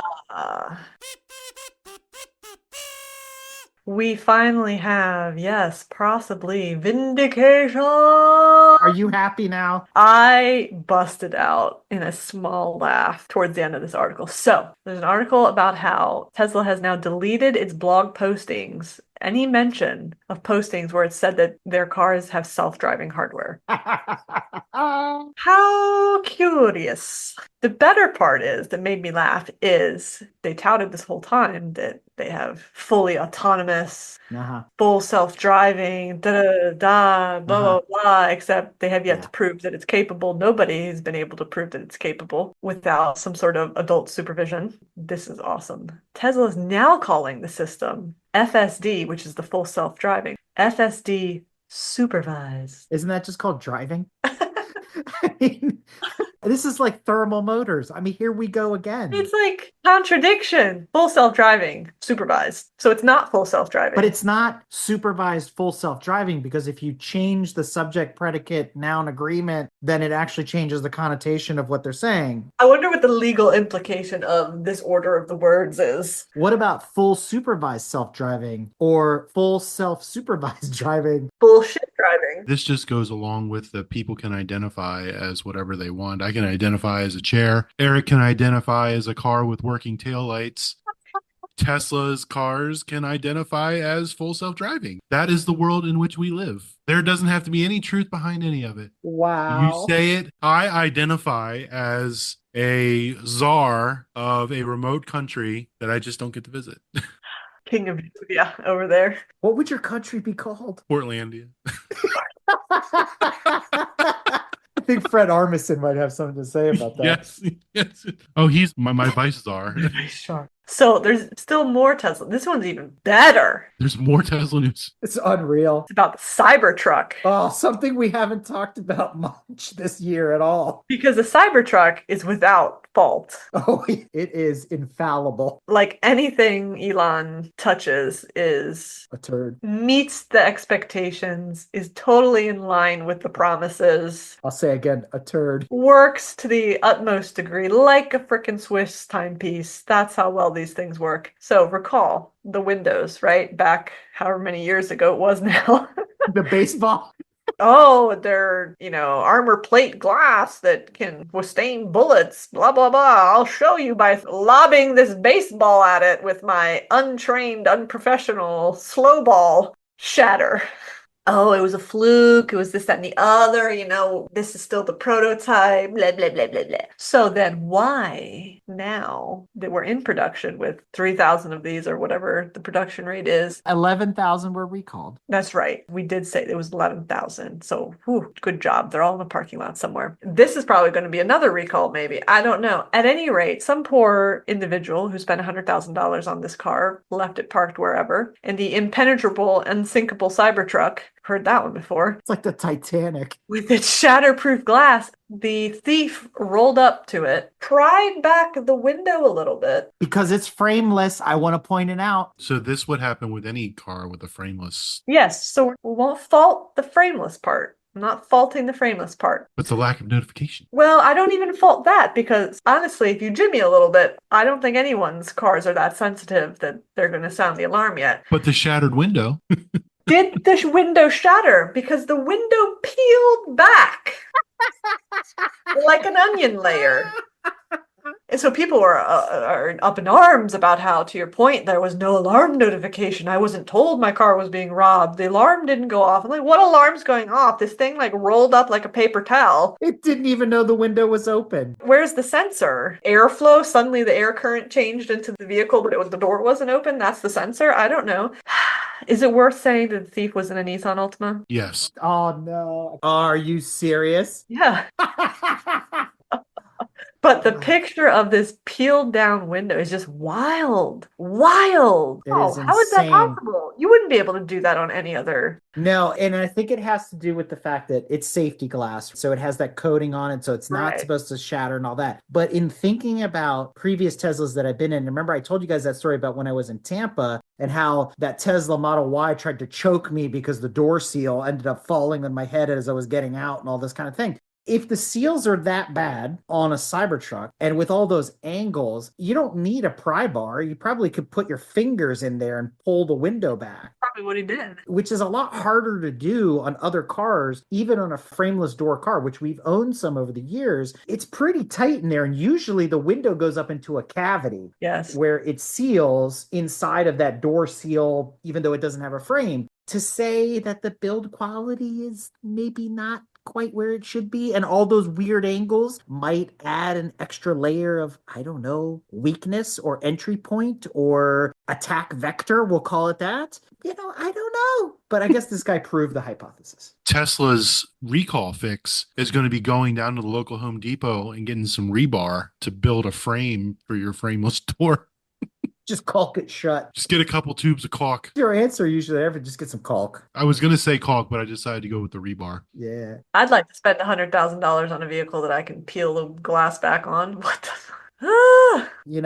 Now that my expectations are thoroughly lowered, we need to talk about things that are unfortunately unfortunate. Look at that. The first unfortunate thing. We're right back with the Cybertruck. I feel like this is like serendipitous, though. No, this is the definition of irony. Yeah. The headline alone explains it. Okay, Yahoo News reports Tesla Cybertruck hits fire hydrant, catches on fire. Well, they were already there with the water, so they're Fire good. hydrant was on the scene, Fire hydrant was on the scene. Apparently, he caused the fire. but also could not put out the fire. Do you know how much water a fire hydrant puts out? But then is needed to put out the fire. Oh, Still look at not that. enough. The picture of this thing alone just cracks me up. How do you hit a fire hydrant? They're not in the middle of the road. Supervised full self-driving. It was FUSD. Yeah. Full unsupervised. Full No, so unsupervised. this Cybertruck identified as a fire hose. God. There were reports this month of other EVs burning to the ground, and the fires are just unbelievably tragic. And everyone wants to say, gasoline, ice, thermal motors catch on fire more than Thermal means fire. When was the last time, though, sir, that an ice engine that hit a fire hydrant caught on fire? I believe the chances of that are 1 in a trillion. Unlike the Fast and the Furious movies, generally, when internal combustion engine operated vehicles strike something, they don't normally go up in a blaze of glory. Would have been amazing if that Cybertruck's dashboard lit up and it said danger to manifold. I mean, I get, yes, maybe ice do catch on fire more regularly, but it seems like the difficulty and the severity of some of these electric vehicle fires. Imagine you're in some big collision and then you're out of it. You can't even get out of your car, or you can't get out of your car until somebody comes rescues you, and then the damn thing ignites. Would it be fair to say that maybe knowing what we know, having the safety gear that we have available to us, that we should wear our Nomex suits every time we take a ride in a Tesla? I was just about to say that. Yep, exactly. So you can go down the Tesla Cybertruck rabbit hole with this one article. I don't know if you looked in the middle of the page, but it says man almost loses a finger to a Cybertruck. Oh, the window tried to No, this was the door because of where the door buttons are. oh. So his finger got caught between the rear door and the front door. He almost lost a finger. And then the next one out of that is out of control Cybertruck crashes into a house. I think that's the one we talked about. Yeah, a while ago, yeah. I love it. I saw one on the highway today, and I've never seen one in traffic and the Beltway, 6 lanes on each side type of deal, it is massive. It looks like this lumbering. And I couldn't figure out where the brake lights were. You know how we discovered that the headlights are in that gap between the front fascia and the bumper? I think the brake lights are in the same place on the back. But every time we would stop and go in traffic, I didn't see that back bar light up. I think that back bar across the lift gate only comes on at night. Unless he wasn't using the brakes. Maybe regenerative braking, that you don't have to brake in those cars. But you still have to hit the brake pedal because we're coming to a full stop. Not if it's full self-driving, it's fully aware, Oh. identifies as a brake light. Or the brake lights just don't work. I mean, amongst a million other things that don't work on those. They could have shorted for all we Yeah. know. Had brand new temp tags on it. I will say, I see Cybertrucks all the time. I see at least one a day. They're creepy though. When they come up on you, you're suddenly like, whoa, what is that? I hate the fact that they're so popular. I don't know why. They rub me the wrong way. It really upsets me. Because you didn't get one and you are owed a t-shirt. That's why. I didn't want one. Yeah, I ordered a Cybertruck and all I got was this stupid t-shirt. Parentheses, thank God. Thank Elon. Get it right. Thank Elon. Well, Elon is God. There you go. Soon to be, he's going to be the first trillionaire. Did you hear that? It's insane. Don't even get me started on how stupid people make money. He's not stupid. He's very smart, but he's also stupid. He's also a horrible human being. Yes, horrible human beings make a lot of money. Well, this next one almost made Florida Man, but this is really unfortunate. This is right down the road. The Richmond side. I don't understand what happened. I don't understand how this is physically possible. Where's the rest of the truck? He kept going. What? So the cab separated, but I don't understand. This highway sign was that low? Bounce. The only way I can explain this is that it went off and then rode the pole. No, so it says that the semi, when it's raised bed, so he was driving like a dump lift. That's a big dump lift. That's the full length of a tractor trailer. I didn't think those things tilted. Because it says the semi was headed west when its raised bed slammed into the overhead sign near mile marker 200 as it approached the 64-295 split. The cab continued on and then stopped, obviously, because it had separated from the bed of the tractor trailer. He was adding rock chips to the highway. Troopers do not know why the bed was raised or how long it was up before the crash. Oh, okay. That's my yeah. missing piece of information. How is it possible? This happened in Georgia a couple of years ago, and we reported on it where a dump truck hit a bridge. Remember? And he didn't realize that the dump was up or something like that. Yeah, but that's a dump truck. This isn't a dump truck. This is like a dump tractor trailer. Apparently that bed could be lifted. Well, it lifted. Can you imagine being on the highway? That is straight up out of a Fast and the Furious movie. But nobody tried to flag this guy down or tell him, hey, up, up, up. Maybe he's thinking, do the horn, and he's just blowing the horn at him, right? No, you're in Virginia. You just get the hell out of the way. They're all camped out in the left lane, not paying Yeah, attention. you just let it happen. This trailer identified as a street sign. Apparently, but as Tanya likes to say. That's unfortunate. All right, guys. So following up from last month, gave you guys a homework assignment. Did anybody watch One for the Road, the final chapter in the Top Gear Grand Tour Clarkson Hammond and Mays saga? No. yes. What?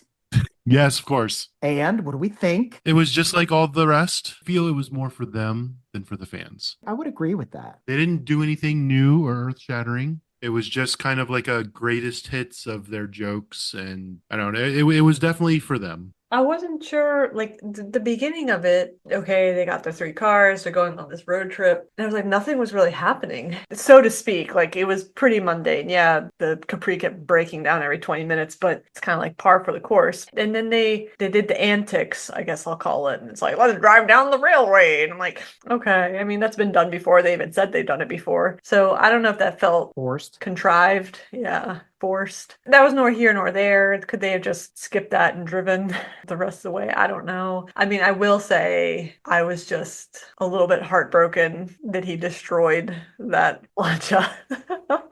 When that bumper ripped off, I was just like, I loved all the mods on the Lancia when he goes, and it's got the 308 taillights, and it's got the Delta HF grill and the he headlights. said it cost him 80,000 pounds. I'm like, can you drive slower over the potholes for Pete's sake? Like, Anyway, There was a couple good pot shots in there too, like when Hammond was working on the Capri and they talked about some of his crashes and they kind of really get him on the Rimac that he destroyed, that kind of thing. I thought that was funny. It was interesting to see James May actually get a little bit emotional towards the end because he's like the Iceman. Like Yeah.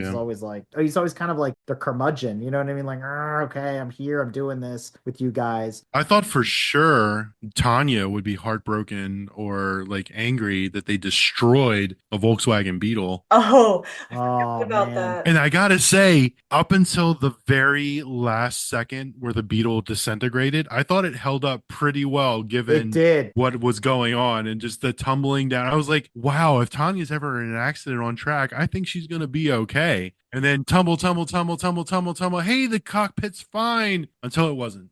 Did you see when the motor and transmission ejected itself? Like it went into orbit. Yeah, but who cares? I was only looking at the cockpit to make sure the driver would have been okay. And it was fine until like the last 2 seconds. And then all of a sudden it collapsed on itself. That was unnecessary.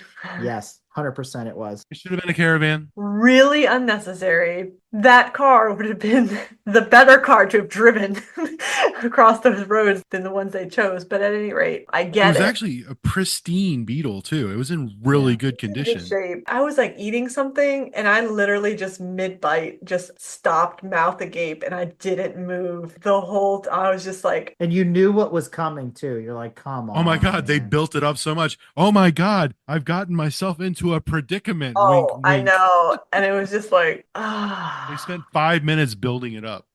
really? Oh, yeah, that was distasteful.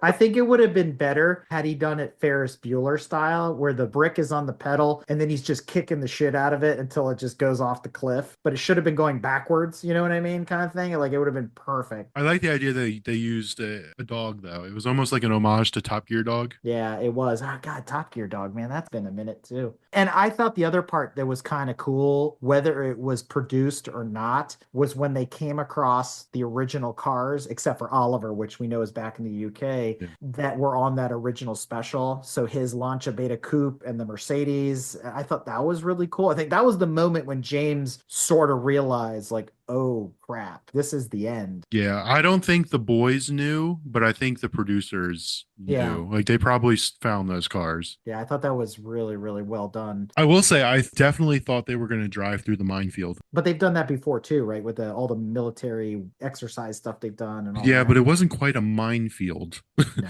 I The did fact that not. that truck went through, I thought that was awesome. Yeah, that was pretty cool. I felt like it came full circle and it did, Yep. literally and figuratively, because spoiler alert, it ends where it started. I had to wrap my head around it because I've been following Top Gear since, let's say, Top Gear version one, when it was more like Motor Week. Clarkson was on there, but he was reviewing like the Renault R17, the original one, and telling you about how crappy the tires were and what the handling was like, just like you would expect from, let's say, Motor Week. And then when Top Gear 2.0 came out, suddenly had Clarkson, Hammond, and May in the airport and stuff like that. They had their adventures, but I didn't realize that the specials, and what they meant by specials was these independent, long format 2 hour deals that they would put together, started 17 years ago and started there in Botswana and the whole thing. And that's why I say it came full circle, because I kept thinking there were other specials where they would talk for maybe 5 minutes, but it fit inside of the 44-minute episode that they had put together with a break, a little conversation street or whatever it is that they Yeah, were but doing. the reason they fit, and that's because they were edited down. If you were able Yeah. to get when they were on Netflix or whatever, or if you had access to BBC, if you were able to get the unedited versions, they were hour plus episodes. Right. Even the standard Top Gear episodes were over an hour. Because I felt like the Africa special was already well into them doing specials. There were other things that they had done already on Top Gear that sort of led up to that moment. So I felt like, man, they've been doing this for a lot longer than 17 years. But 17 years is nothing to sneeze at. Jeremy Clarkson has been in the business well over 30 years, and Clarkson, Hammond, and May well over 20 years together. So I agree with you that it was for them, but I think as fans, if they had just left it where they left it, let's say with the previous special. Oh, it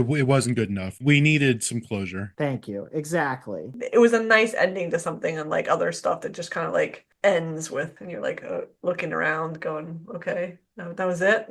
little kind of side notes from this, when that Triumph Stag showed up, I actually knew about that car and I had just paused it. And I said, oh my God, you won't believe what a piece of crap. Those motors, then they would take the Rover SD1 engine and put it in there and then they led into that. This, like, I paused as soon as the car showed up because she's like, what is this? And we were talking about it. We were kind of arguing a little bit about whether it was Barney purple or not, because to me it was a little bit too magenta. And then they lay into it and she's like, how do you know all this stuff? And I'm just like, I know things I shouldn't, I guess. You know what I mean? But that Rover SD1, the backup car, I love those things. I think they're super cool. They sort of gave inspiration to what we got in the States, which was that Sterling. If you remember that European Accord, it kind of had a similar look to it. It lasted for like a hot minute in the late 80s, early 90s. I thought it was funny because they roasted him a little bit from the beginning. Oh my God, this engine's a turd. They all overheat. You never find a Stag with this motor because they've all been replaced Yeah. with the V8 and da da da da. Da.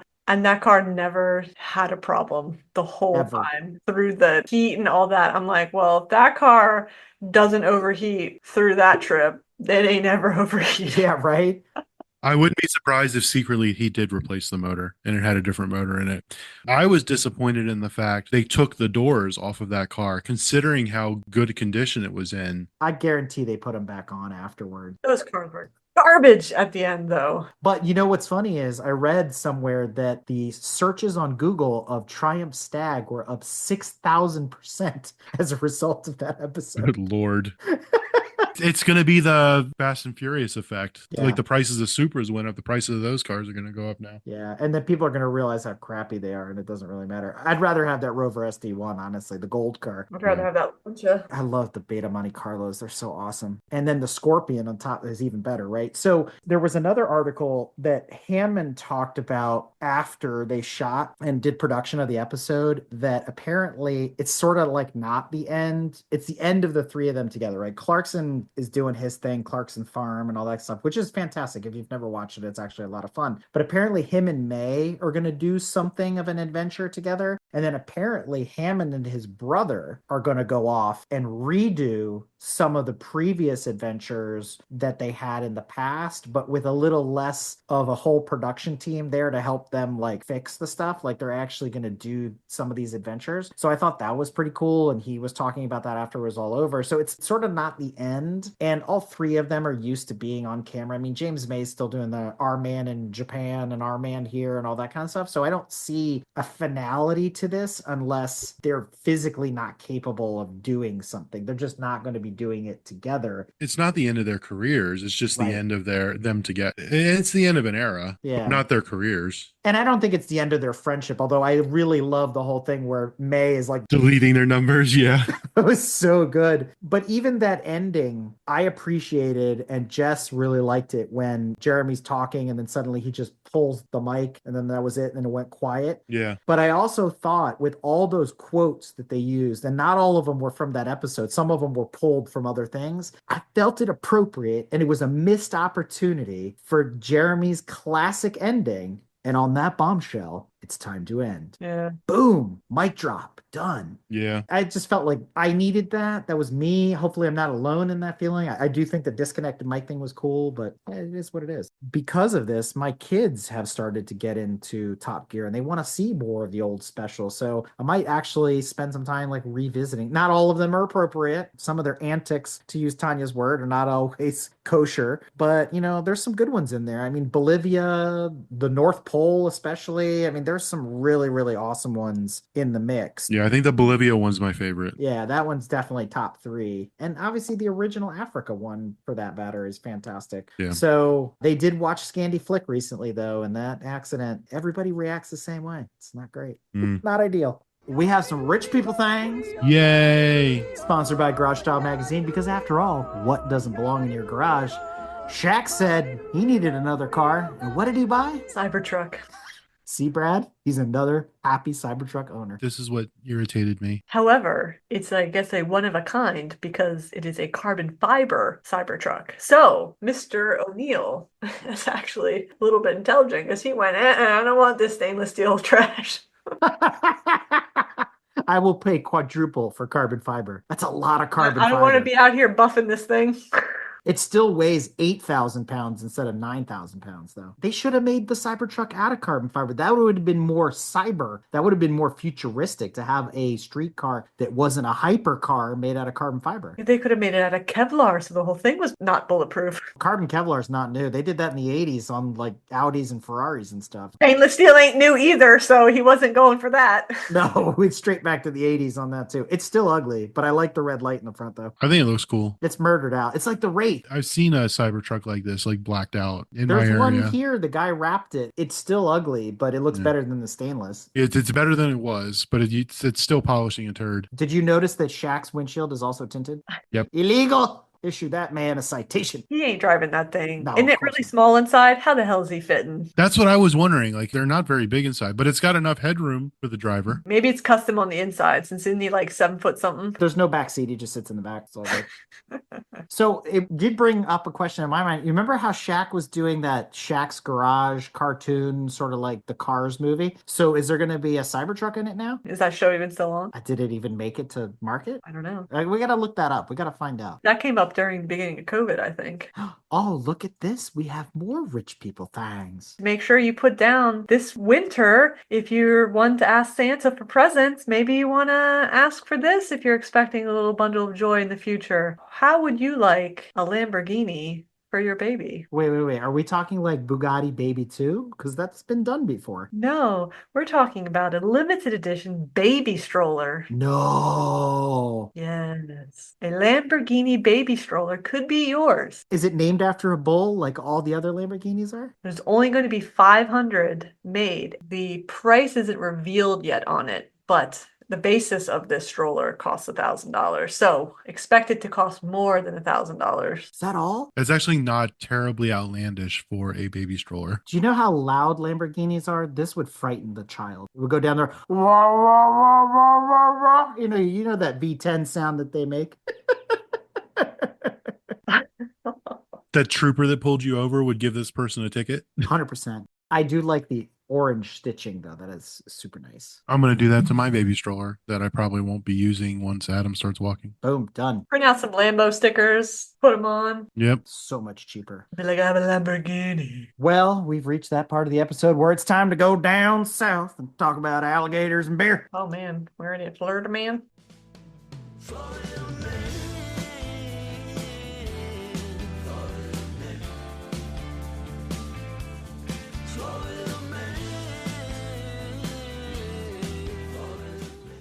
So our first Florida man, how unfortunate for the owners, Right? but this thief decided to steal a tractor trailer full of Porsches race car Yes. worth about $1.5 million. Oh. And he got away with it, apparently. This is very Gone in 60 Seconds. He's a Florida man motorsports enthusiast. He knew what he was doing. What he was going to do with them after he stole them is beyond me, because race cars are pretty obvious.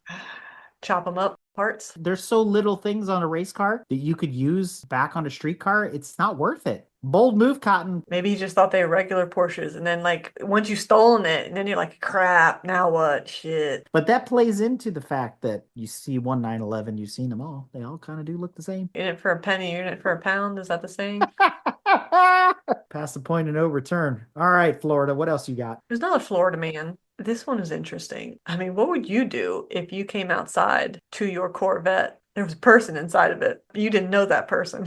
I'd hit the panic button and call 911, and then I'd get the biggest tool or axe or something I could find in my garage, and I would stand there and wait with the gentleman until the police showed up. I mean, that's basically what this person did, aside from the menacing weapon. But I don't know how the guy got in the Corvette, but apparently he couldn't get out of the Corvette because he got locked inside and couldn't figure out how to open the door. But apparently maybe you can't open the door of these Corvettes without the key present. It's electric. The new ones? Okay. The C7 is the same thing. I've seen it in the C8. It has this little kind of triangular button that you hit on the handle, but it's electric and it doesn't work if you're not near the cars. But how he got in, to your point, doesn't make a lot of sense. Does it have frameless window? Oh. They do, but it didn't peel back like it did on the Cybertruck. And it didn't alert the owner either. So however he got in, that's a Houdini right there because the car alarm should have been going off. I need to look look up the definition of this word. What word? I love how he's quote unquote a suspect.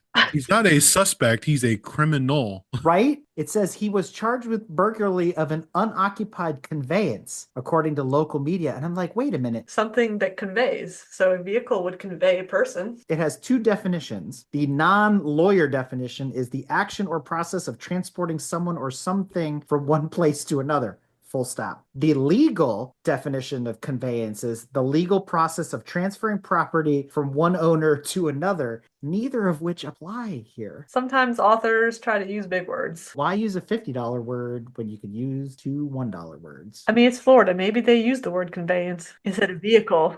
This does not convey properly to me. All right, what else? This one is a little different, less on the funny side or whatever. And we go up north to Michigan for this, and this is Michigan police. So apparently there was somebody, I don't know, older end of middle-aged, was having a medical emergency, which people didn't realize at the time, but they were having a medical emergency while they were driving whatever GMC Sierra truck they were in. And they were weaving on the road and like hitting the curb and kind of going up and coming down. I believe the dodgeball movie referred to it as duck, dive, dip, dive. Yes, all those things, because he was no longer in control of his faculties and what was going on. So these two officers in Ford Explorer or whatever got alerted or however and came onto the scene. From the video, it didn't look like the guy was going very fast. I think he was in a coasting mode basically, because I don't think he was feet on the pedals or anything like that. So I would have thought you would have pulled in front of the guy, let the bumpers hit, slow him down safely. So no, instead they decided to go fast and furious with the cop pulling up next to the truck the driver has no control of, get as close as he can while the other officer climbs out of the window into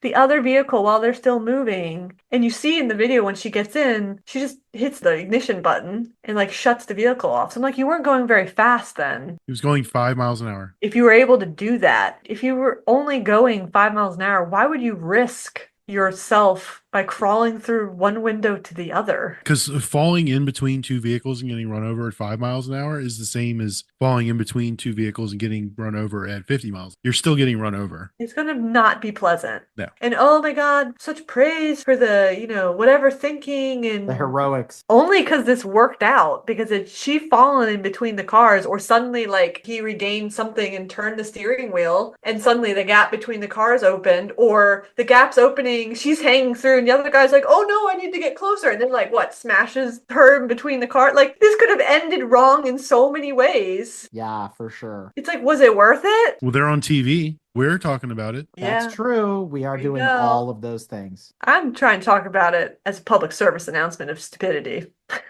And it's not like it was a semi, it was a Silverado. All of this could have been avoided. Good for them. I mean, I guess it comes full circle and we can say there's happy stories too. Well, it is a happy story. They were able to stop the car. Nobody else got hurt. They were able to get the guy medical attention for whatever was his ailment. So it is a happy story. I guarantee you they issued him a citation afterwards. Well, no, I don't think he'd get a citation. You wouldn't get a citation That's if you reckless driving. If you had a stroke, whose fault is that? It doesn't matter. I am the law. You live in America. It's somebody's fault. Exactly. And that driver, even if he stroked out, I guarantee you they gave him the citation. He may not get any criminal penalties, but he'll definitely get civil. He's driving on the curb. How many signs did he hit? Damages, property, all that stuff. Is that why they didn't want to do the stop in front technique? Because of insurance? Yeah, there's that too. My guess it was just a snap decision and they didn't think about it at the time. Probably. Ooh, at this snap decision at this 5 mile an hour.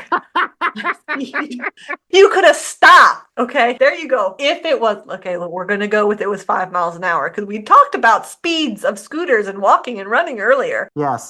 5 miles an hour, you could have stopped your cruiser, got out, and jogged up to the dude and opened the door. Let's just say in the 90s, this would have been a lot easier because it would have got carjacked at that speed. I swear I thought I saw where it said 5 miles. Oh, man. Never ceases. All right. Well, folks, it's time we go behind the pit wall and talk about motorsports news. Formula One's back.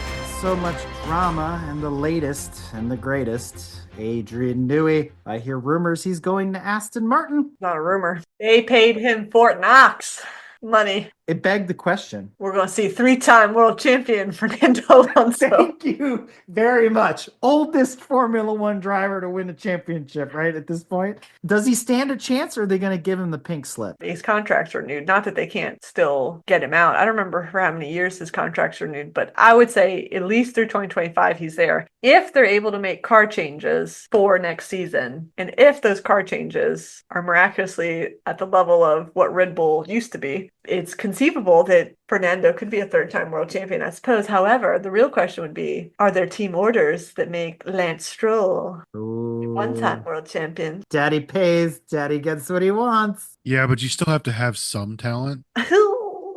Are you kidding me? This goes back to Formula One, even to the 70s. The best cars and the best money, and it didn't really matter the driver. If they wanted you to win, they would make it happen. Let's say they equal the previous Red Bulls. Verstappen and Perez were always 1-2, 1-2, 1-2, 1-2, 1-2. It's conceivable that they could be 1-2 also. And then at that point, And Alonso's paid to play blocker for Lance. That's a retirement gig. which would just be sad. I don't know. That would be the most pathetic world champion win ever because it's like, you didn't deserve it.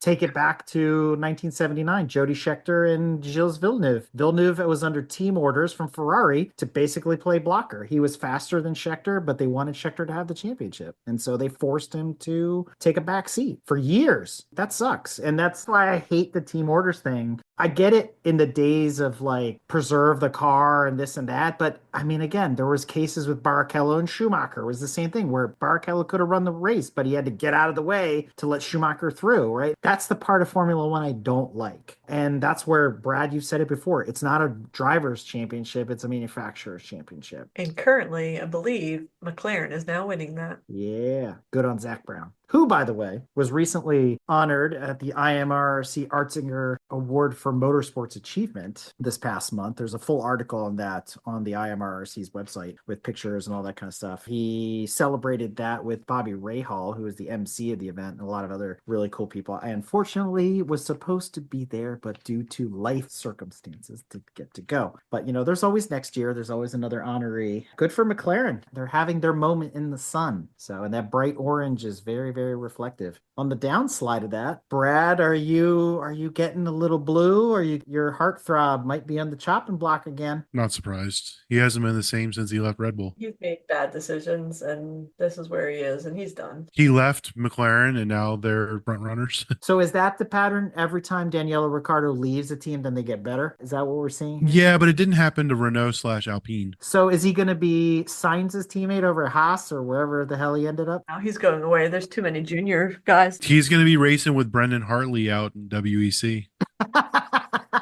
You know, and that might be a step in the right direction. Or no, maybe he'll just race in an Australian supercar. He'll drive the new Toyota. Oh, the Supra. Yeah, that'd be really good for him. I mean, again, there have been other guys that have left Formula One and have had amazing careers in other disciplines of racing. And that's where I've made the argument before. What would Verstappen be like, or what would Hamilton be like if they left their ivory towers of Formula One and tried to go race somewhere else? And we saw what happened with Kimi and all those. They suck. Meanwhile, speaking of Haas, there's some drama. Well, I don't even know because that's old drama because they've already raced several races post this declaration of after the Italian GP. So it's like, I don't know what got seized because the cars are still on the track. Gene Haas called him and said the check's in the mail. Did he really? He literally, like in an interview, said the check's in the mail. Like the funds were sent. Get off my back. Leave my cars alone. Nice. He probably sent it via MoneyGram.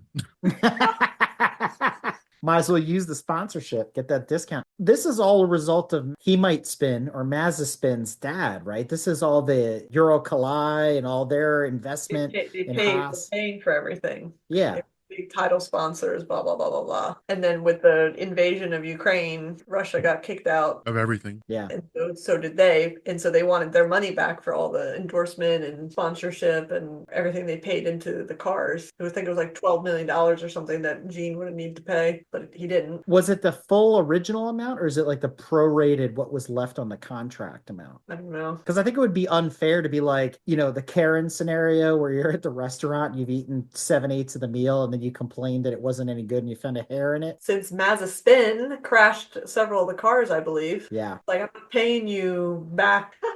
So, other drama going on. Tanya, you brought this up on our Discord. Sounds like the FIA is having a little moment of censorship. Which is dumb because so there's two layers to it. So there is rules within the FIA rule book, blah blah blah, around language. It's particularly in regards to when they're doing the press stuff and they're actually in front of a full audience. People should be watching their language. I don't disagree with that. Like it's unprofessional. You don't need to be dropping F-bombs when somebody's asking you how your race went. If you're getting a nut punch from one of the other drivers, you might curse a little bit. Okay, that's extenuating circumstances. But what actually has just literally happened yesterday is Verstappen actually, I think, has gotten penalized, reprimanded at the very least, but I think some sort of penalization because he cursed on a live Singapore press conference because the next race is in Singapore. First of all, I wouldn't do anything remotely bad in the country of Singapore. I don't know if he's getting fined or something for it. And it's like, dude, why? Why do you need to do that, right? And that is clearly in your rule book.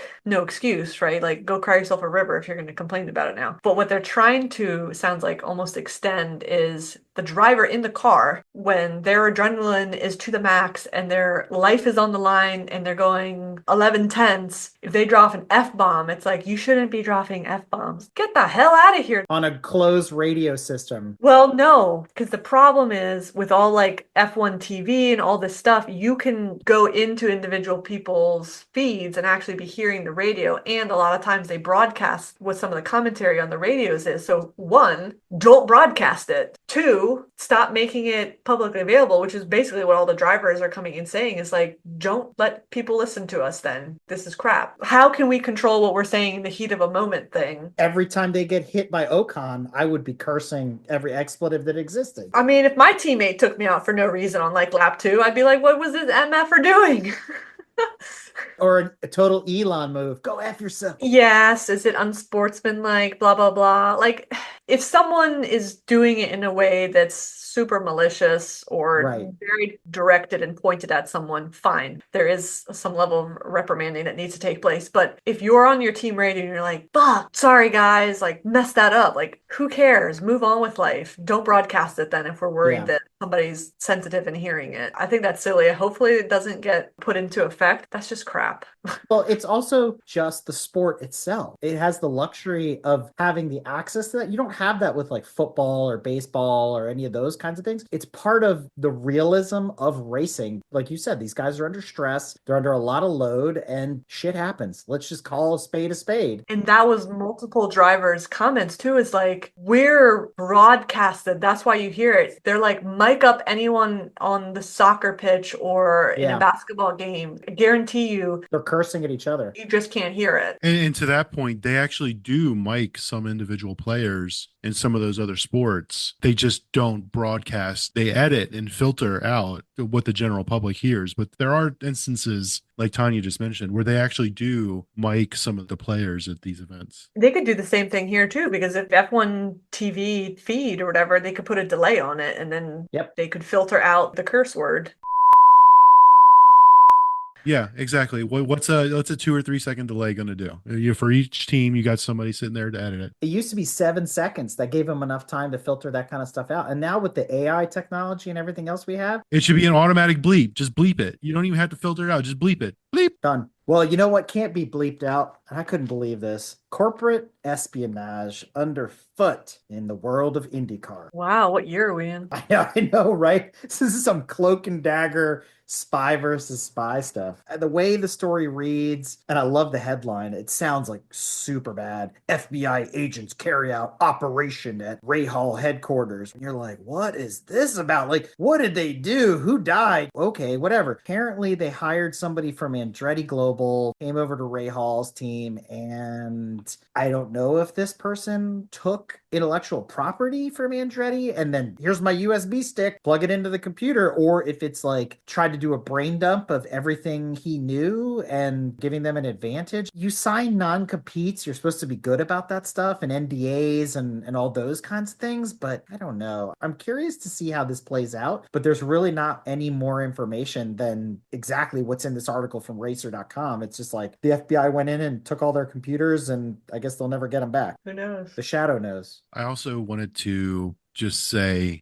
I learned something today. Now, I knew that you could watch WEC races on HBO Max, or just it's just Max now, which came in handy today because Adam was home sick. So I needed to watch him. I needed something to do. So I put on something palatable that a less than 1 year old would be able to watch. What I did not know that I'm pleasantly surprised by is you can also get the full MotoGP schedule as well.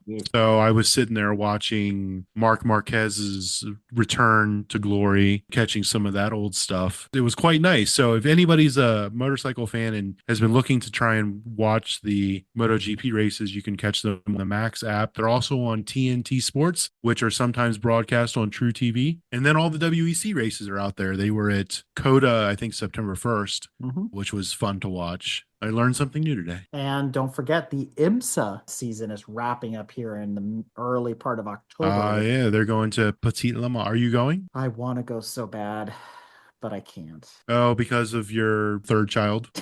We'll just say I'm grounded for a little while. But yes, if all had gone to plan, I was going to meet up with some friends. There's an ACO event going on down there, a bunch of other stuff that weekend. Would love to be at Petit Le Mans. I absolutely adore Road Atlanta. I think that's a fantastic event. But, sometimes it's not in the cards. There's always next year, which I am still hopeful to do a Le Mans Classic. So looking forward to that. But we'll see. We'll see. If I can swing France again, that would be absolutely amazing. But there's other cool stuff. Goodwood, a million other things I'd love to do. Goodwood is on my bucket list. Goodwood and the Revival. I want to do the Isle of Man. I'm not a big bike guy when it comes to following motorcycle, like MotoGP and all that stuff like my dad was, but I'm like, Isle of Man, be pretty cool. Yeah. Well, that wraps up our motorsports news. Oh, wait, no, it doesn't. We've got one more piece here, and that's from the virtual world. So if you guys go back into this month's catalog, you'll see that we did an episode with Steffi Bao from Init Esports. She's a world champion motocross rider. She's got a Sim for STEM program and something else called Screen to Speed, and they have a lot of these tournaments going on throughout the season, and they have one coming up right now. They were looking for people to qualify to represent the United States in the global esports games. We posted about this on our Discord and a couple other places where you can get access to up-to-date information from GTM and MPN headquarters. But what's really cool is you can continue to follow the action of the global esports games. You can join their Discord, you can follow them on Twitch, and the real life finale is either going to be in South America or in Abu Dhabi. Look for that in December, but you can learn more about what's going on in the global esports games at initesports.gg. Go from there. There'll be a link to the global esports games qualifier, and the link and information is also in our show notes. So good luck to everybody from Init Esports is going to be competing on this global stage in the virtual racing world. As a reminder, our motorsports news is brought to us in partnership with the International Motor Racing Research Center. A couple quick teasers for the remainder of the season. As I mentioned before, there's a write-up, there's video, and other coverage of the Argetsinger Awards Night honoring Zach Brown, the CEO of McLaren, at racingarchives.org. We also posted some of it on our Clubhouse website, club.gtmotorsports.org, and there's other racing outlets that you probably subscribe to that are covering the same press releases from the event. So check that out. I will say that racingarchives.org is the only place to get access to the YouTube video compilation that was made for the event. So that's there. And don't forget, at the tail end of October, starting on the 31st, Halloween, the Real Wheel Film Festival kicks off the 8th annual Michael R. Argetsinger Symposium on Motorsports History. If you can't come to the Glen for any of that, we will be live streaming it on our Twitch, twitch.tv/Grand Touring Motorsports. So be sure to follow us for more details on that. And if you can't even catch the live stream, all that stuff will be available after the fact, chopped up and turned into podcast episodes and things like that throughout the rest of the season. And you might recall that the IMRRC loves to do a Corvette sweepstakes every year. This year is no exception, and the Corvette sweepstakes is back. It is running through spring of next year. You can enter now for your chance to win a 2024 Corvette Z06 with the Z07 package. Details on racingarchives.org. And don't forget that if you don't want the Corvette, that's perfectly fine. There's always a cash option, and all the proceeds go to benefit the continued operation of the center, which is a 501c3 not-for-profit organization. And with that, Brad, take us home. As a reminder, you can find tons of upcoming local shows and events at the ultimate reference for car enthusiasts, collectorcarguide.net. You know, Brad, that reminds me, we have a special announcement. I want to give a quick shout out to the Unbound Wheels of Hope car show. They would like to welcome anyone to the Landmark Church in Cincinnati, Ohio on October the 12th. This event is not only to showcase incredible cars, but also a way to contribute to a worthy cause. They are encouraging enthusiasts to sign up their vehicles and contribute to the show and help make a memorable experience. You can learn more by registering at unboundwheelsofhope.com. And if you have any questions or are interested in sponsorship opportunities, feel free to contact them directly at info@unboundwheelsofhope.com, and you'll find the event listing at gtmotorsports.org. Are you still looking to fill your calendar with some track days? How about some hpdjunkie.com trackside information? This month, we actually put out a 3-part time trials and HPDE classroom session that was taken from our time with our friends at EMRA. It's all about learning how to get on track, what you need to know. Our website follow-along article includes the slides, videos, and we presented it as a single extended podcast episode everywhere you download podcasts, including this episode you're listening to right now. If you're looking for the article, it is in issue 29 of our magazine. So next month kicks off issue 31 because we had our special car week one in there, which was issue 30. So look to that for all those details. Again, you can check out all the local motorsports events on the East Coast, or at least in the DMV area, ranging from autocross, track days, karting, etc. on club.gtmotorsports.org. And we also promote national events as part of the magazine and the calendar there. That's on gtmotorsports.org. And if you're looking to advertise events like the ones we're talking about here, or like the Unbound Wheels of Hope, drop us a line, send us an email, get it read on air, get it added to our database, and then we actually can distribute that out to other folks as well. So again, if you're looking for somewhere to explore the limits of your car in a safe and controlled manner, look no further than hpdejunkie.com for an up-to-date list of high-performance drivers education events from all across North America. You can filter by location and find the perfect HPD event for you at hpdjunkie.com. We also want to remind people, if you're looking for that extra special something to make your garage, office, den, or man cave just a little bit extra, be sure to check out GarageStyleMagazine.com for a list of upcoming auctions and events, along with a curated list of items going up for sale all over the country, so that you can make your space unique or round out a collection. Because after all, what doesn't belong in your garage? We just crested 387 episodes of Break Fix while you've been listening to this episode. We've expanded our catalog as part of the Motoring Podcast Network, where you can enjoy programs like What Should I Buy?, The Ferrari Marketplace, The Motoring Historian, Evening with a Legend, The History of Motorsports, Break Fix, and of course, The Drive-Thru. If you're not listening to this via your favorite podcast app, search for Break/Fix or Gran, no D, Touring everywhere you download, stream, or listen. And be sure to check out www.motoringpodcast.net for more details on all these programs and the services we provide. Did you know you can sign up for our Patreon for free? Lots of great extras and bonuses even on the free tier. But if you'd like to become a Break Fix VIP, jump over to www.patreon.com/GTMotorsports and learn about our different tiers. Join our Discord, or become a member of the GTM Clubhouse by signing up at club.gtmotorsports.org. Drop us a line on social media or visit our Facebook group and leave us a comment. Tell us what you like and send us ideas for future episodes. And Brad, you know what else you'll start getting for free? We're trying something new because no one has time for 10,000 more emails a week. So we're going to be putting our newsletter on Patreon. There's no sense in putting it on our website, which is already an online magazine. But if you need that quick hit of GTM goodness, check out our Patreon for those updates. Click the join for free blue button in the middle of the page when you visit patreon.com/GT Motorsports. It's really just that simple. And remember, for everything we talked about on this episode and more, be sure to check out the follow-on article and show notes available at gtmotorsports.org. And a thank you to our co-host and executive producer, Tanya, and all the fans, friends, and family who support GTM and the Motoring Podcast Network. Without you, none of this would be possible. The next one, big 5-0. Not that 5-0. We already did 5-0. All right. And on that bombshell, book 'em, Dano. Oh, look at this thing. Does it actually work?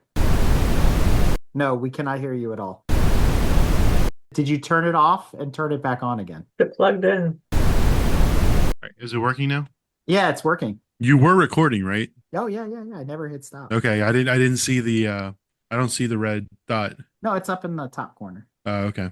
Ever since I got this thing, it's just not been a pleasant experience, and so I don't know. But everybody Whatever. says how good the Yetis are. They're supposed to be When they're amazing. working, they're great. Whoever I bought it from, I guess Amazon seller 238765524 just didn't sell me the whole thing packaged properly, I guess. And Yeah. Well, I mean, you could get another cable. I mean, especially USB-C or whatever it's supposed to be. so micro USB is hard to find these days. Everything's What? USB-C. Yeah. Anchor makes those things like they're going So out of I style. need to buy some. So yeah. Yeah. But how do I sound? You sound good. You sound not scratchy like before. Not scratchy. Okay, good.